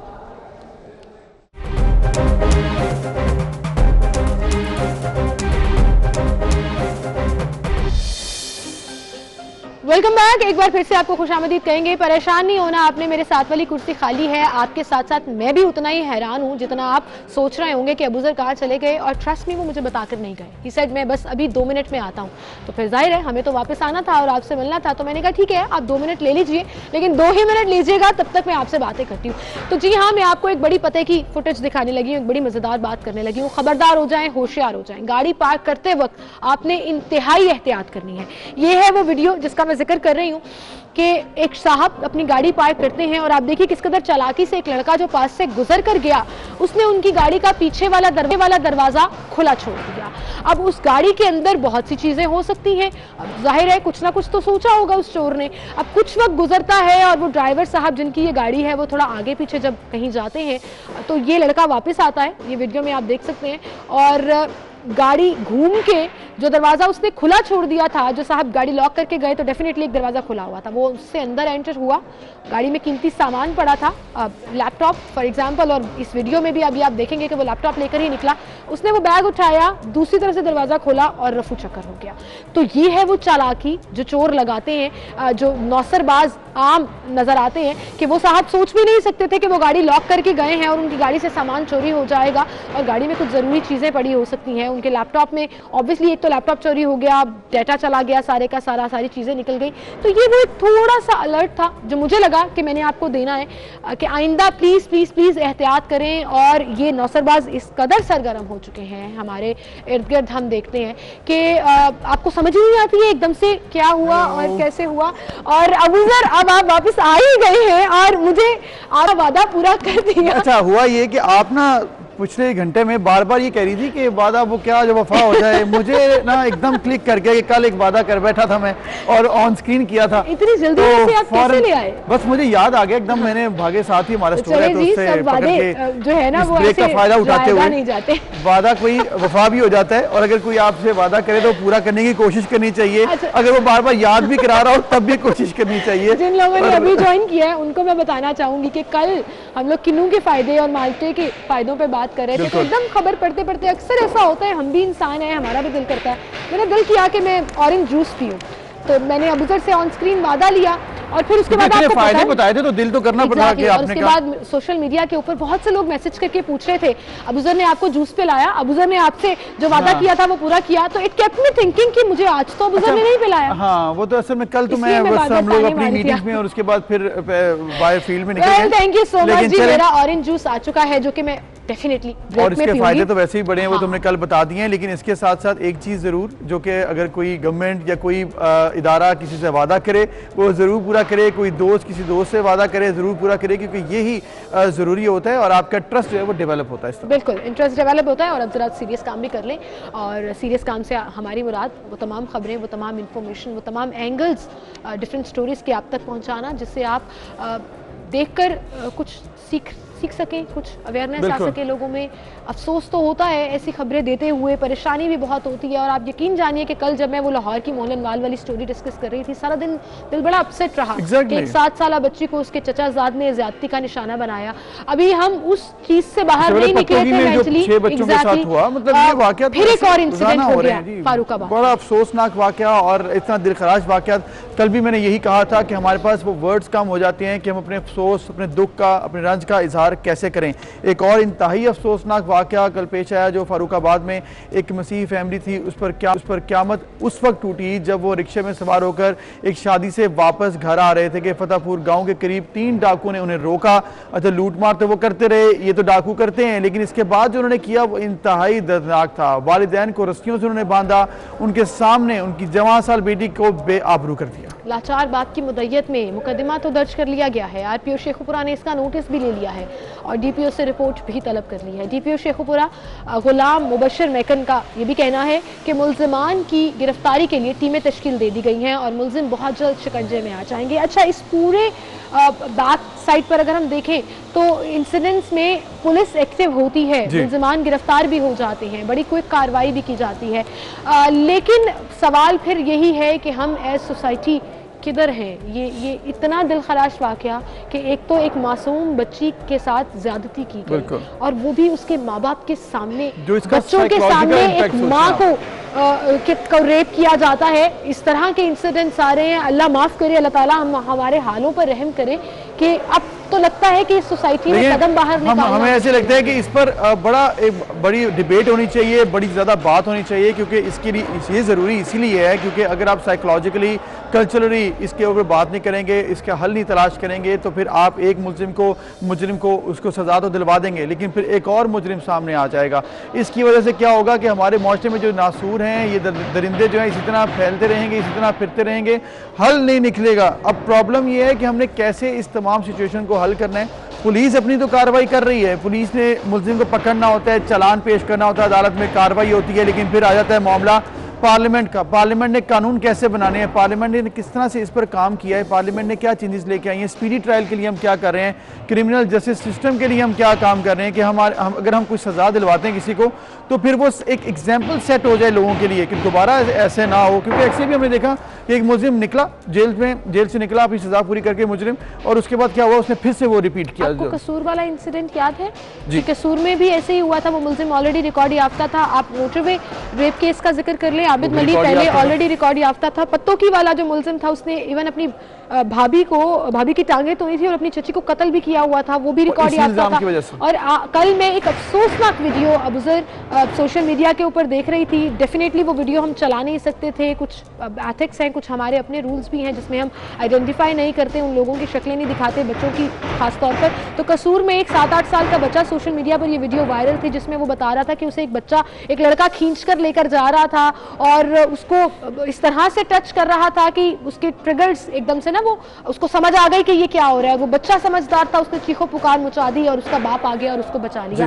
तो सब ये कह रहे थे कि खुशकिस्मत बच्चा है जो बच गया। तो I think that's the point जिस पर हमें एम्फसाइज करने की जरूरत है कि हमें अपने बच्चों को एम्पावर करना है, खास तौर पर बच्चे और बच्चियों को एम्पावर करना है कि स्पीक अप, कुछ ऐसा है तो बात कीजिए। और पेरेंट्स को रिक्वेस्ट करनी होगी कि अपने बच्चों पर ट्रस्ट करना सीखिए। If they are trying to tell you something, get their signals. आपको पता लगेगा कि इर्द गिर्द बहुत ऐसे दरिंदे होते हैं जो कहीं ना कहीं चाइल्डहुड ट्रॉमा में बच्चों का बायस हम तो बात करते हैं गुड टच बैड टच की, साइकोलॉजी में किस तरह से पेरेंट्स को आना चाहिए, आगे बात करनी चाहिए, टीचर्स को बात करनी चाहिए स्टूडेंट्स के साथ कि अगर कभी ऐसा कुछ हो जाए, ट्रस्ट जो है वो अब किसी पे आपने नहीं करना है। पेरेंट्स जो हैं वो किसी के साथ बच्चे को घर से बाहर ना भेजें, कोई चीज़ लेने घर से बाहर ना भेजें। बच्चा थोड़ी देर के लिए भी अगर कहीं आपको नजर नहीं आ रहा उसको फौरन देखें कहाँ पर गया है। इस तरह से आसानी से मोहल्ले में छोड़ दिया कि जाओ जो खेलो जाकर लोगों के साथ, इस तरह ना करें आप। लेकिन अब उधर ये फारूकाबाद वाले इंसिडेंट में ना किसी गुड टच बैड टच ने काम किया, ये तो डाकू थे ना, मतलब क्रिमिनल्स थे, रूटीन में ऐसे केसेस में रिक्वेस्ट सिर्फ ये है कि इन मुजरिमों को पकड़कर इबरत का निशान बनाएं और जो लॉज बनाए जा रहे हैं, चाहे वो कैस्ट्रेशन का लॉ है, वो सजाए मौत का है, वो जरूर उनके ऊपर इम्प्लीमेंट करवाया जाए। हैंग द रेपिस्ट कैंपेन जो चली थी हैशटैग सोशल मीडिया के ऊपर, it meant for something, that means कि कुछ सख्त से सख्त सजा दी जाए ताकि ये लोग इस तरह का घिनौना काम करने से पहले 10 दफा सोच लें। बिल्कुल, इसके साथ साथ इनको जो सजा मिले वो इबरत का निशान भी बने और आइंदा से कोई सोचे भी ना ऐसा करने के लिए। इसके लिए सख्त सजाएं होना और उसकी इंप्लीमेंटेशन होना, स्पीडी ट्रायल होना बड़ा जरूरी है। इसके साथ साथ हम आगे बढ़ेंगे, एक और वाकया, एक और मामला जो कि पेश आया, उसकी भी इन्वेस्टिगेशन होनी चाहिए कि ये क्यों हुआ, क्योंकि बेज़बान जानवर हैं, उनके साथ अगर ऐसा जुल्म हुआ है तो उसकी क्या वजह है। भावलपुर के चिड़ियाघर में जुमे के रोज़ 7 हिरनों की हलाकत का ये मामला है और ये हिरन जो थे क्यों हलाक हुए, क्या वजह हुई, ये कहा जा रहा है कि चारा जो था वो जहरीला था, तो जिसने भी गफलत बरती है उसको सजा देनी चाहिए। अभी तक ये गुत्थी सुलझ नहीं सकी है। चिड़ियाघर इंतजामिया ने ये कहा है कि दर्जनों हिरन अचानक जंगले में तड़पने लगे और थोड़ी ही देर में 7 हिरन दम तोड़ गए, जबकि 22 हिरनों को फौरी तिब्बी इमदाद के जरिए बचा लिया गया। उनमें से 12 हिरन जो हैं अब भी शदीद बीमार हैं और आई थिंक कोई ऐसी चीज़ हुई है जिससे वो कंटेजियस थी कि उस पूरे पिंजरे में सारे के सारे हिरन ही तड़पने लग गए। हिरनों की हलाकत चिड़ियाघर इंतजामिया की गफलत के बायस हुई, जराए का ये कहना है। इंतजामिया का कहना है कि मरने वाले हिरनों का पोस्टमार्टम भी कर रहे हैं ताकि हलाकत की वजूहात का पता लगाया जा सके। और हिरन मुबैना तौर पर उन्होंने जहरीला चारा खाया जिससे वो हलाक हुए। तो चारा वो घर से तो लेकर आए नहीं थे, बाहर कहीं से तो उनको किसी ने दे नहीं दिया। ऑब्वियसली चिड़ियाघर इंतजामिया ने ही प्रोवाइड किया होगा, चेक क्यों नहीं किया गया, क्या मसला था, ये तो इन्वेस्टिगेशन। बिल्कुल, अब इन्वेस्टिगेशंस कहां तक पहुंची हैं, इन्वेस्टिगेशंस के बाद क्या सजा दी जा सकती है, इस पर बात करेंगे। महमूद हमारे साथ मौजूद हैं भावलपुर से, जिन्होंने इस तमाम मामले को देखा, हमारे नुमाइंदे। महमूद अस्सलाम वालेकुम, बहुत शुक्रिया आपने वक्त दिया। ये बताइएगा इंतहाई अफसोसनाक ये वाक़या जो पेश आया, बेज़बान जानवर उनके साथ ऐसा जुल्म हुआ, किसने किया, क्या गफलत किसने बरती, अब तक क्या इन्वेस्टिगेशंस हुई हैं?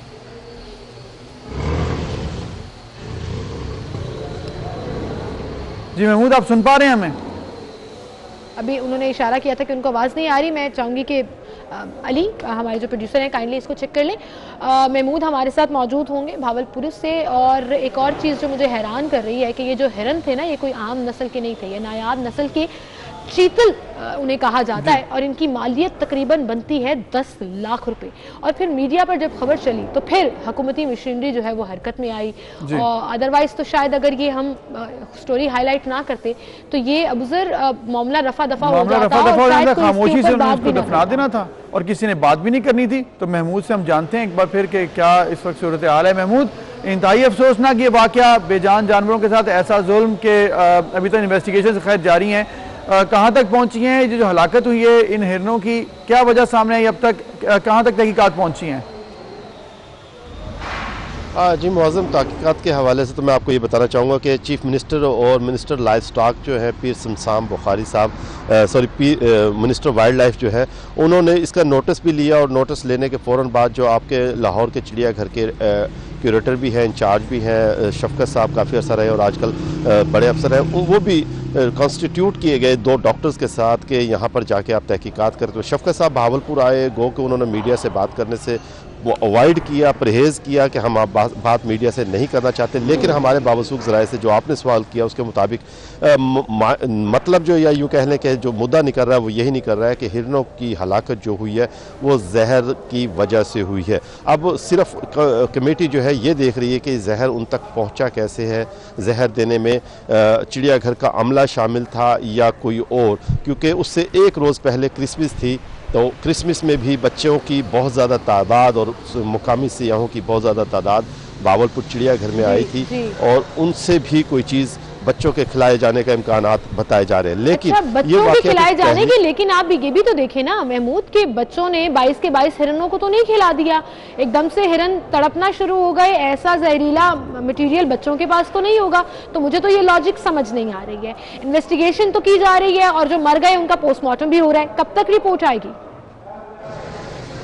जी, आप बिल्कुल दुरुस्त कह रही हैं, मैं उसी साइड पर आ रहा था। ये एक वो एस्पेक्ट था जो कि आपने मुझसे कमेटी की बात की थी, तो मैं कमेटी का एस्पेक्ट आपको बता रहा था, लेकिन कमेटी अभी फाइनल कुछ नहीं कर सकी है। फोरेंसिक रिपोर्ट ताहाल अभी तक मौसूल नहीं हो सकी है। पोस्टमार्टम जो इब्तदाई मौसूल हुई है उसमें जहर का बताया गया है, लेकिन मैं इसके पैराए में आपको बताना चाह रहा था कि मगरमच्छ का एक बच्चा भी इसी तरीके से इससे पहले चिड़ियाघर की इंतजामिया की गफलत से हलाक हो चुका है। एक बड़ा कीमती पोमा था जो कि शेर की टाइप का होता है, वो भी हलाक हो चुका है। तो ये सिलसिला कोई पहला नहीं है, बिल्कुल ये सिलसिला पहला नहीं है। महमूद हमारे साथ ही रहिएगा, इस पर हम आपसे मजीद भी बात करेंगे। मुझे अबूजर को एक अफसोसनाक खबर देनी है और अबूजर ये है कि पाकिस्तान मैच हार चुका है। मनाजर आप देख लीजिए कि अभी आपने कहा था मुझे कि अभी 1 घंटा ही रह गया, लेकिन लगता नहीं है टीम हारेगी। और अफसोसनाक मैंने आपके लिए इसलिए कहा कि आप एक मेरे नज़र में, मेरे आसपास के लोगों में एक बहुत बड़े क्रिकेट शायक हैं, एक आप हैं और एक मेरे वालिद साहब हैं। वालिद साहब अपना गुस्सा लिख कर निकाल लेते हैं आर्टिकल्स की सूरत में, आप जो है वो यहाँ बोलकर मैं हर मैच के ऊपर अपना गुस्सा निकालता हूँ, कभी खुशी का इजहार करता हूँ, क्योंकि हम तो सिर्फ क्रिकेट फैन है और अच्छी परफॉर्मेंस को हम दाद देते हैं, बुरी परफॉर्मेंस पे तनकीद करते हैं। फैन होती हूँ जब टीम जीतती है। हाँ, लेकिन वही ना, एक्चुअल क्रिकेट फैन वो है जो कि दोनों मौकों में साथ रहे। तो अब यहाँ वाली ट्रॉफी कि ये जो ट्रॉफी है ये आपकी हुई, आप एक्चुअल फैन हैं। थैंक यू, बहुत शुक्रिया आपका। एकदम से खैर कोई बात नहीं, हर मैच से एक हम लेके आते हैं ना टेक अवे कि क्या आपके पास पॉजिटिव चीज़ थी, वो ये थी कि फवाद आलम की बैटिंग। इसके अलावा जो पाकिस्तान ने अच्छा परफॉर्म करने की कोशिश की, एटलीस्ट ऐसे नहीं आप हार गए। 372 प्लस, मतलब इतना टारगेट अगर आपके पास हो, 370 प्लस का टारगेट अगर हो, और उसमें हमने ये देखा है पाकिस्तान की हिस्ट्री में पाकिस्तान उतना अच्छा परफॉर्म नहीं करता और बिल्कुल 100-150 पे आउट हो जाता है, जो कि शुरू में ऐसे लगा भी, जब दोनों ओपनर 0 पे आउट हो गए तो ऐसे लगा कि पाकिस्तान सिर्फ 150 करेगा, लेकिन पाकिस्तान ने अच्छा खेला, पाकिस्तान ने स्कोर को आखिरी सेशन तक लेके गए। एक चीज जो जिसमें हम बहुत ज्यादा मुस्तकिल हैं, एक कांस्टेंट चीज रहती है और वो चीज हमारी थोड़ी सी मैं कहूंगी कि नालायकी इस सूरत में है कि हमारा टॉप ऑर्डर कभी नहीं चला। टॉप ऑर्डर मतलब नहीं अच्छा परफॉर्म नहीं कर पाते। ईयर्स में देख रही हूँ अबूजर कि ये सिलसिला टॉप ऑर्डर वाला बड़े अरसे से खराब चला आ रहा है कि हमारे ओपनर्स या टॉप ऑर्डर उस तरह से परफॉर्म नहीं कर पाते। दूसरे मिडिल ऑर्डर के ऊपर हम रिलाई करना शुरू कर देते हैं, वो कुछ अच्छा परफॉर्म कर देते हैं तो उनको सपोर्ट नहीं मिल रही होती है। ये इश्यूज बड़े अरसे से चल रहे हैं। राइट, और ऐसा भी हमने देखा है कि अगर आपका टॉप ऑर्डर है, फिर मिडिल ऑर्डर है, उसके बाद फिर लोअर ऑर्डर है, कोई एक तो अच्छे आपके ऊपर पोजीशन ले। हमारे यहाँ पर कंसिस्टेंसी का सबसे बड़ा मसला है। अगर टॉप ऑर्डर ने परफॉर्म कर दिया है तो मिडिल ऑर्डर यकसर नाकाम होता दिखाई देता है, फिर आपका लोअर ऑर्डर बिल्कुल ही परफॉर्म नहीं करता, और अगर कभी टॉप ऑर्डर नहीं करता तो मिडिल। ये अच्छा कॉम्बिनेशन है, लेकिन कंसिस्टेंसी होनी चाहिए कि एक आप डिपेंड करें किसी पे। जी, अगर ये आगे जैसे एक टाइम था 10 साल पहले, इंतजामुल हक, मोहम्मद यूसुफ, यूनुस खान होते थे ना, हमें पता होता था अच्छा कोई मसला ना हुआ, इन तीनों में से एक तो चलेगा ही चलेगा। अभी तो फ्लूक चल रहे हैं, टॉप ऑर्डर नहीं चल रहा, मिडिल कहीं चल गया कहीं नहीं चला, मिडिल नहीं चल रहा तो लोअर तो बिल्कुल ही उम्मीद छोड़ दें। और कुछ मैं ये नहीं कहूंगी कि बहुत अच्छा खेले हम लोग, थोड़ा सा ऐसे लगा था कि कमबैक किया और सिर्फ क्रेडिट गोज़ टू फवाद आलम जिन्होंने सेंचुरी कर ली। अदरवाइज 100 स्कोर का डिफरेंस है, 373 के ताकुब में हम 271 कर सके तो ये कोई अच्छी परफॉर्मेंस नहीं है। और वही बात मैं दोबारा बोलूंगी जो कल फवाद भी बोल रहे थे, आप भी बोल रहे थे कि ये पिचेस का जो डर है, ये जो प्रेशर हमारे दिमागों में बैठा हुआ है और हम इतना डिफेंसिव हो जाते हैं कि हम अपनी गेम भूल जाते हैं, और ये उसी का नतीजा है, पहला टेस्ट और हम हार गए। बिल्कुल, लेकिन हम उम्मीद करते हैं कि इस टेस्ट से जो पॉजिटिव चीज़ है वो हम लेके जाएं नेक्स्ट टेस्ट के लिए, और पॉजिटिव चीज़ यही है कि आपने परफॉर्म करना है, डरना नहीं है। अगर आप विकेट पर स्टे करें जैसे फवाद ने किया है और रिकॉर्ड बनाया उन्हें विकेट पर स्टे करने का, अगर आप ऐसा करने की कोशिश करेंगे तो ऐसा कोई मसला नहीं है। वो विकेट पर सभी खेलते हैं, सभी कोशिश करें जीतने की, आप भी कोशिश करें तो नेक्स्ट टाइम आप भी जीत सकते हैं। पाकिस्तान टीम के लिए ये मैसेज है। चलें, अब दूसरे टेस्ट से आप उम्मीदें लगा लें। हम वापस चलते हैं अपनी स्टोरी की तरफ, और हम भावलपुर की स्टोरी डिस्कस कर रहे थे जहाँ पर हिरन मर गए और अब मामला जो है वो इन्वेस्टिगेशन में जा रहा है। महमूद, आप जिक्र कर रहे थे, सॉरी इंपॉर्टेंट खबर आ गई तो उस तरफ भी जाना जरूरी था। आपको पता है लोगों को अपडेट रखना बड़ा जरूरी होता है। आप जिक्र कर रहे थे एक मगरमच्छ का बच्चा भी ऐसे ही हलाक हुआ था और ऐसे ही कुछ जहरीला मवाद कहा जा रहा था कि उसने खा लिया है। उसकी इन्वेस्टिगेशन हो सकी थी, कुछ कार्रवाई हुई थी, और इस इन्वेस्टिगेशन में कितना टाइम लगेगा? जी बिल्कुल, आपने जो बात कही है, अगर आपने क्रिकेट की बात की तो बतौर पाकिस्तानी मेरा भी चूँकि शौक है तो फिर ये बात कहने मुझे भी दें कि 36 पे अगर इंडिया आउट हो सकती है तो पाकिस्तान भी कम बैक जरूर करेगा ऐसा ऐसा, लेकिन ना हो। ये सही सच्चे क्रिकेट फैन वाली बात की है आपने कि मतलब कंपैरिजन कर दो इंडिया के साथ और खुश हो जाओ कि चलो हमने कुछ तो अच्छा किया। चले ठीक है, ये तो आप जानती है कि इंडिया की टीम बैटिंग के लिहाज से दुनिया में बेहतरीन टीम है, लेकिन अगर वो आउट हो सकते तो हम लोग भी अगला टेस्ट भी देखे ना कि उन्होंने 36 नहीं किया था, फिर अगले टेस्ट में क्या किया था। आपको लगता है पाकिस्तानी टीम अगले टेस्ट में ये करेगी? I am not supporting them, fact state कर रही हूँ। We can. यही तो एक फैन की उम्मीद करता हूँ कि हमारे साथ बाबर आजम अगर आ जाएगा तो हम लोग बहुत कुछ बेहतर कर लेंगे इंशाल्लाह। तो मैं ये बताना चाहूँगा कि जो स्टोरी थी, जो मगरमच्छ का बच्चा था, एक्चुअली ये जो इंतज़ामिया है चिड़ियाघर की, अगर कोई यहाँ पर काम करने वाला क्यूरेटर आ जाता है तो फिर इंतज़ामिया के कुछ यहाँ पर करप्शन के सिस्टम जो है वो बंद हो जाते हैं। तो एक ऐसा ही क्यूरेटर आया था तो उस पर तंगी हुई अमला को, जहाँ से करप्शन नहीं हो पा रही थी, तो उन दिनों में ये बच्चा हलाक हुआ। इसे हम इत्तफाक कह लें या कुछ भी कह लें, और फिर उसके बाद उस क्यूरेटर का तबादला हो गया।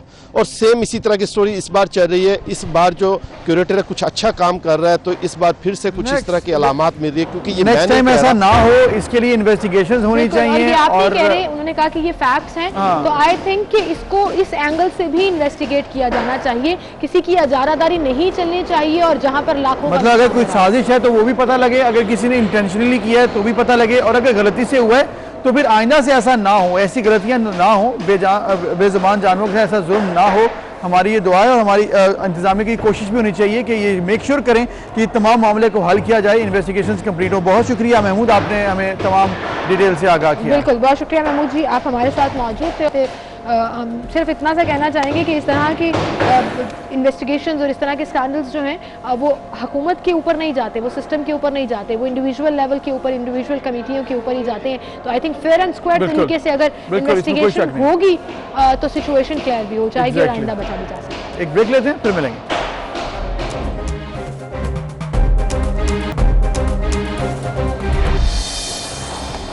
वेलकम बैक नाज़रीन। साल 2020 अब जाने वाला है, सिर्फ एक दिन बाकी रह गया है, और इस साल में जहां पर हमने देखा कि बहुत सी नेगेटिव बातें कोरोना की वजह से हमने सामने देखी हैं, लेकिन कुछ पॉजिटिविटीज़ भी थी, कुछ अच्छी खबरें भी थी। उनमें पाकिस्तान के चंद ऐसे सपूत हैं और पाकिस्तान की ऐसी बेटियाँ जिन्होंने पाकिस्तान का नाम रोशन किया है। ख़ासकर अगर हम मतलब स्पोर्ट्स की बात करें तो पाकिस्तान का नाम रोशन हुआ, और ये फैमिली का हम जिक्र करेंगे जिनसे पहले भी हमने मुलाकात कराई है कि इतना नाम रोशन किया कि Guinness book of world record में माशाल्लाह नाम शामिल है। बिल्कुल, अब जिस बेटी का हम जिक्र कर रहे हैं, बहुत छोटी सी क्यूट सी 7 साला बेटी है जो कि मास्टर राशिद नसीम की बेटी हैं, जिनके ऑलरेडी ऑलमोस्ट 63 के करीब जो उनसे भी हमने मुलाकात करवाई गिनीज बुक ऑफ वर्ल्ड में। और उसके साथ साथ इस साल 2020 में फातिमा ने एक रिकॉर्ड बनाया है जो एक्सेप्ट कर लिया गया है Guinness book of world record में, और वो रिकॉर्ड उन्होंने इंडिया का तोड़ा था कि कितनी जो कोहनी है, कितनी बार कोहनी मारनी है, और वो रिकॉर्ड ऑलरेडी मौजूद था और फातिमा ने 221 बार कोहनी मारने का भारतीय रिकॉर्ड ये तोड़ा। और एक 242 यानी कि सिर्फ एक मतलब बहुत क्लोज था, लेकिन उन्होंने अपना नाम Guinness book of world record में लिखवा दिया। नहीं, अच्छा खासा डिफरेंस है मेरे ख्याल में 211 और 242 का, मतलब अच्छा, 211 और 242 मुझे लगा 241। 30 प्लस का डिफरेंस, बड़ा जबरदस्त डिफरेंस होता है यहाँ पर। तो एक एक पॉइंट के ऊपर आपका रिकॉर्ड चला जाता है। हाँ। तो फातिमा को जो पहले तो हम मुबारकबाद भी देंगे, इनसे पहले भी हमने आपकी मुलाकात करवाई थी, लेकिन अब चूंकि साल एंड हो रहा है, Guinness book of world record में इनका नाम शामिल हो चुका है। एक बेहतरीन, एक ज़बरदस्त बाप की ये बेटी हैं और ये भी उसी तरह नाम रोशन कर रही है मुल्क का। तो उनसे हम आपकी मुलाकात कराते हैं। अस्सलाम वालेकुम फातिमा। हेलो हेलो, अस्सलाम वालेकुम फातिमा, क्या हाल है? ठीक हूँ। ठीक हो? मैं ठीक हूँ। अच्छा फातिमा, मुझे ये बताओ कि कैसा लग रहा है कि आपसे पहले भी हमने बात की थी, लेकिन मैंने सोचा कि 2020 की हम जब पॉजिटिव चीज़ें डिस्कस कर रहे हैं तो आप फ़ख्र हो हमारा, और इंटरनेशनली आपने एक रिकॉर्ड बनाया और इतनी छोटी सी उम्र में। कैसा लगा आपको, सबसे पहले तो ये बताओ। मैं बहुत खुश हूँ कि मैं बहुत खुश हूँ कि मैंने रिकॉर्ड और मैंने इंडिया का रिकॉर्ड तोड़ा है जी। माशाल्लाह जी, हम भी इसी तरह खुश हैं जैसे आप खुश हैं। तो फातिमा ये बताएं कि जब रिकॉर्ड आपने तोड़ा उससे पहले तैयारी कैसी थी, कैसे आपने प्रिपेयर किया? आपके फादर ने भी आपकी सपोर्ट की होगी ऑब्वियसली, ज़रा बताइएगा अपने तमाम स्टेजेस जो आपने कवर की थी।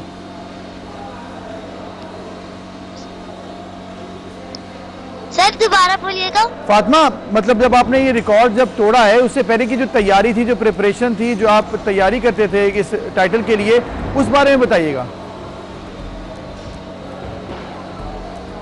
मैं रोजाना 2 घंटे प्रैक्टिस करती थी क्लब में, और पापा भी मेरे साथ होते थे और वही करवाते थे प्रैक्टिस, और बहुत मजा आता था। अच्छा फातिमा, कोनी मारने का जो आपने 242 दफ़ा कोनी मारी है और उसका रिकॉर्ड रिकग्नाइज भी हो गया है, ये आइडिया आपको किसने दिया कि आपने ये करना है?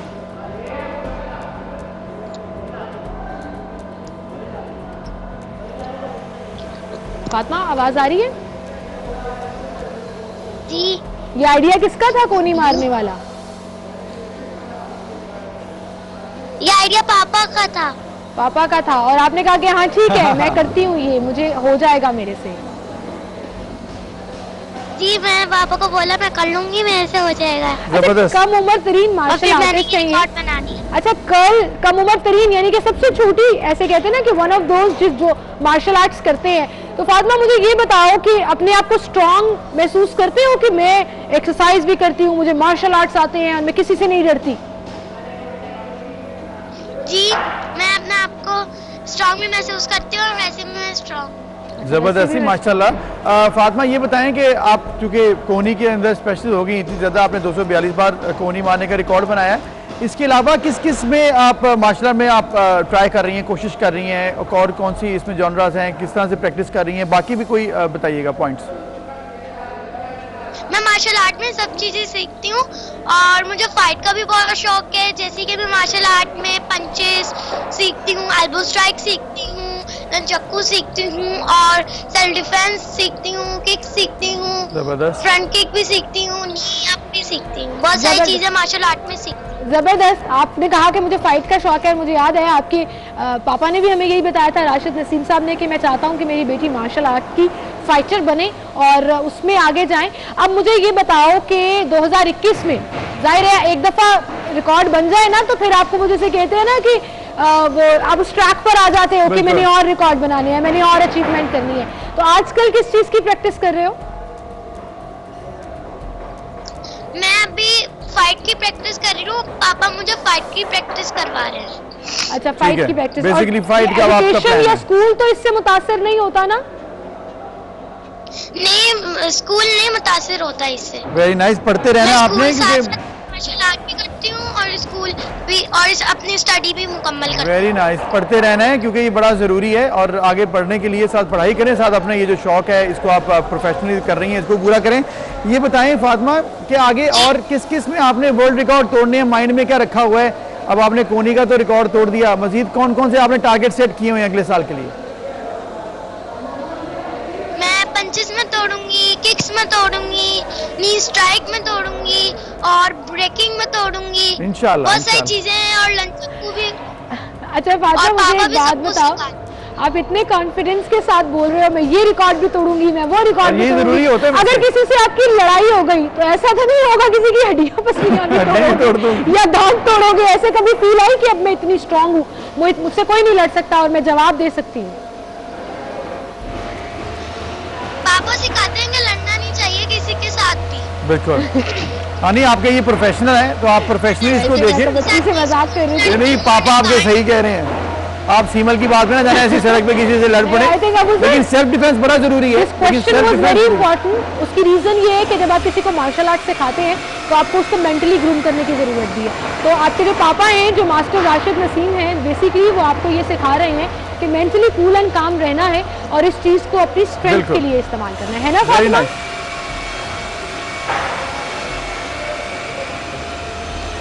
दोबारा बोल रहे हैं, एक बार आवाज सही नहीं आ रही आपकी। अच्छा जी, हमारी आवाज फातिमा तक नहीं जा पा रही है, टाइम हमारे पास कम है, लेकिन फातिमा मैं सिर्फ ये कह रही हूँ कि गुड लक। अपनी फिजिकल ट्रेनिंग के साथ साथ अपनी मेंटल ट्रेनिंग भी कंटिन्यू रखनी है आपने, और इंशाल्लाह आगे भी बहुत से ऐसे मैदान आएंगे जिसको पार करना है और पाकिस्तान का नाम रोशन। थैंक यू फातिमा, बहुत शुक्रिया आपका, आप हमारे साथ मौजूद थी। पाकिस्तान का फख्र है, पाकिस्तान काम कर रही हैं, पाकिस्तान के लिए आपने मजीद रिकॉर्ड भी बनाने हैं।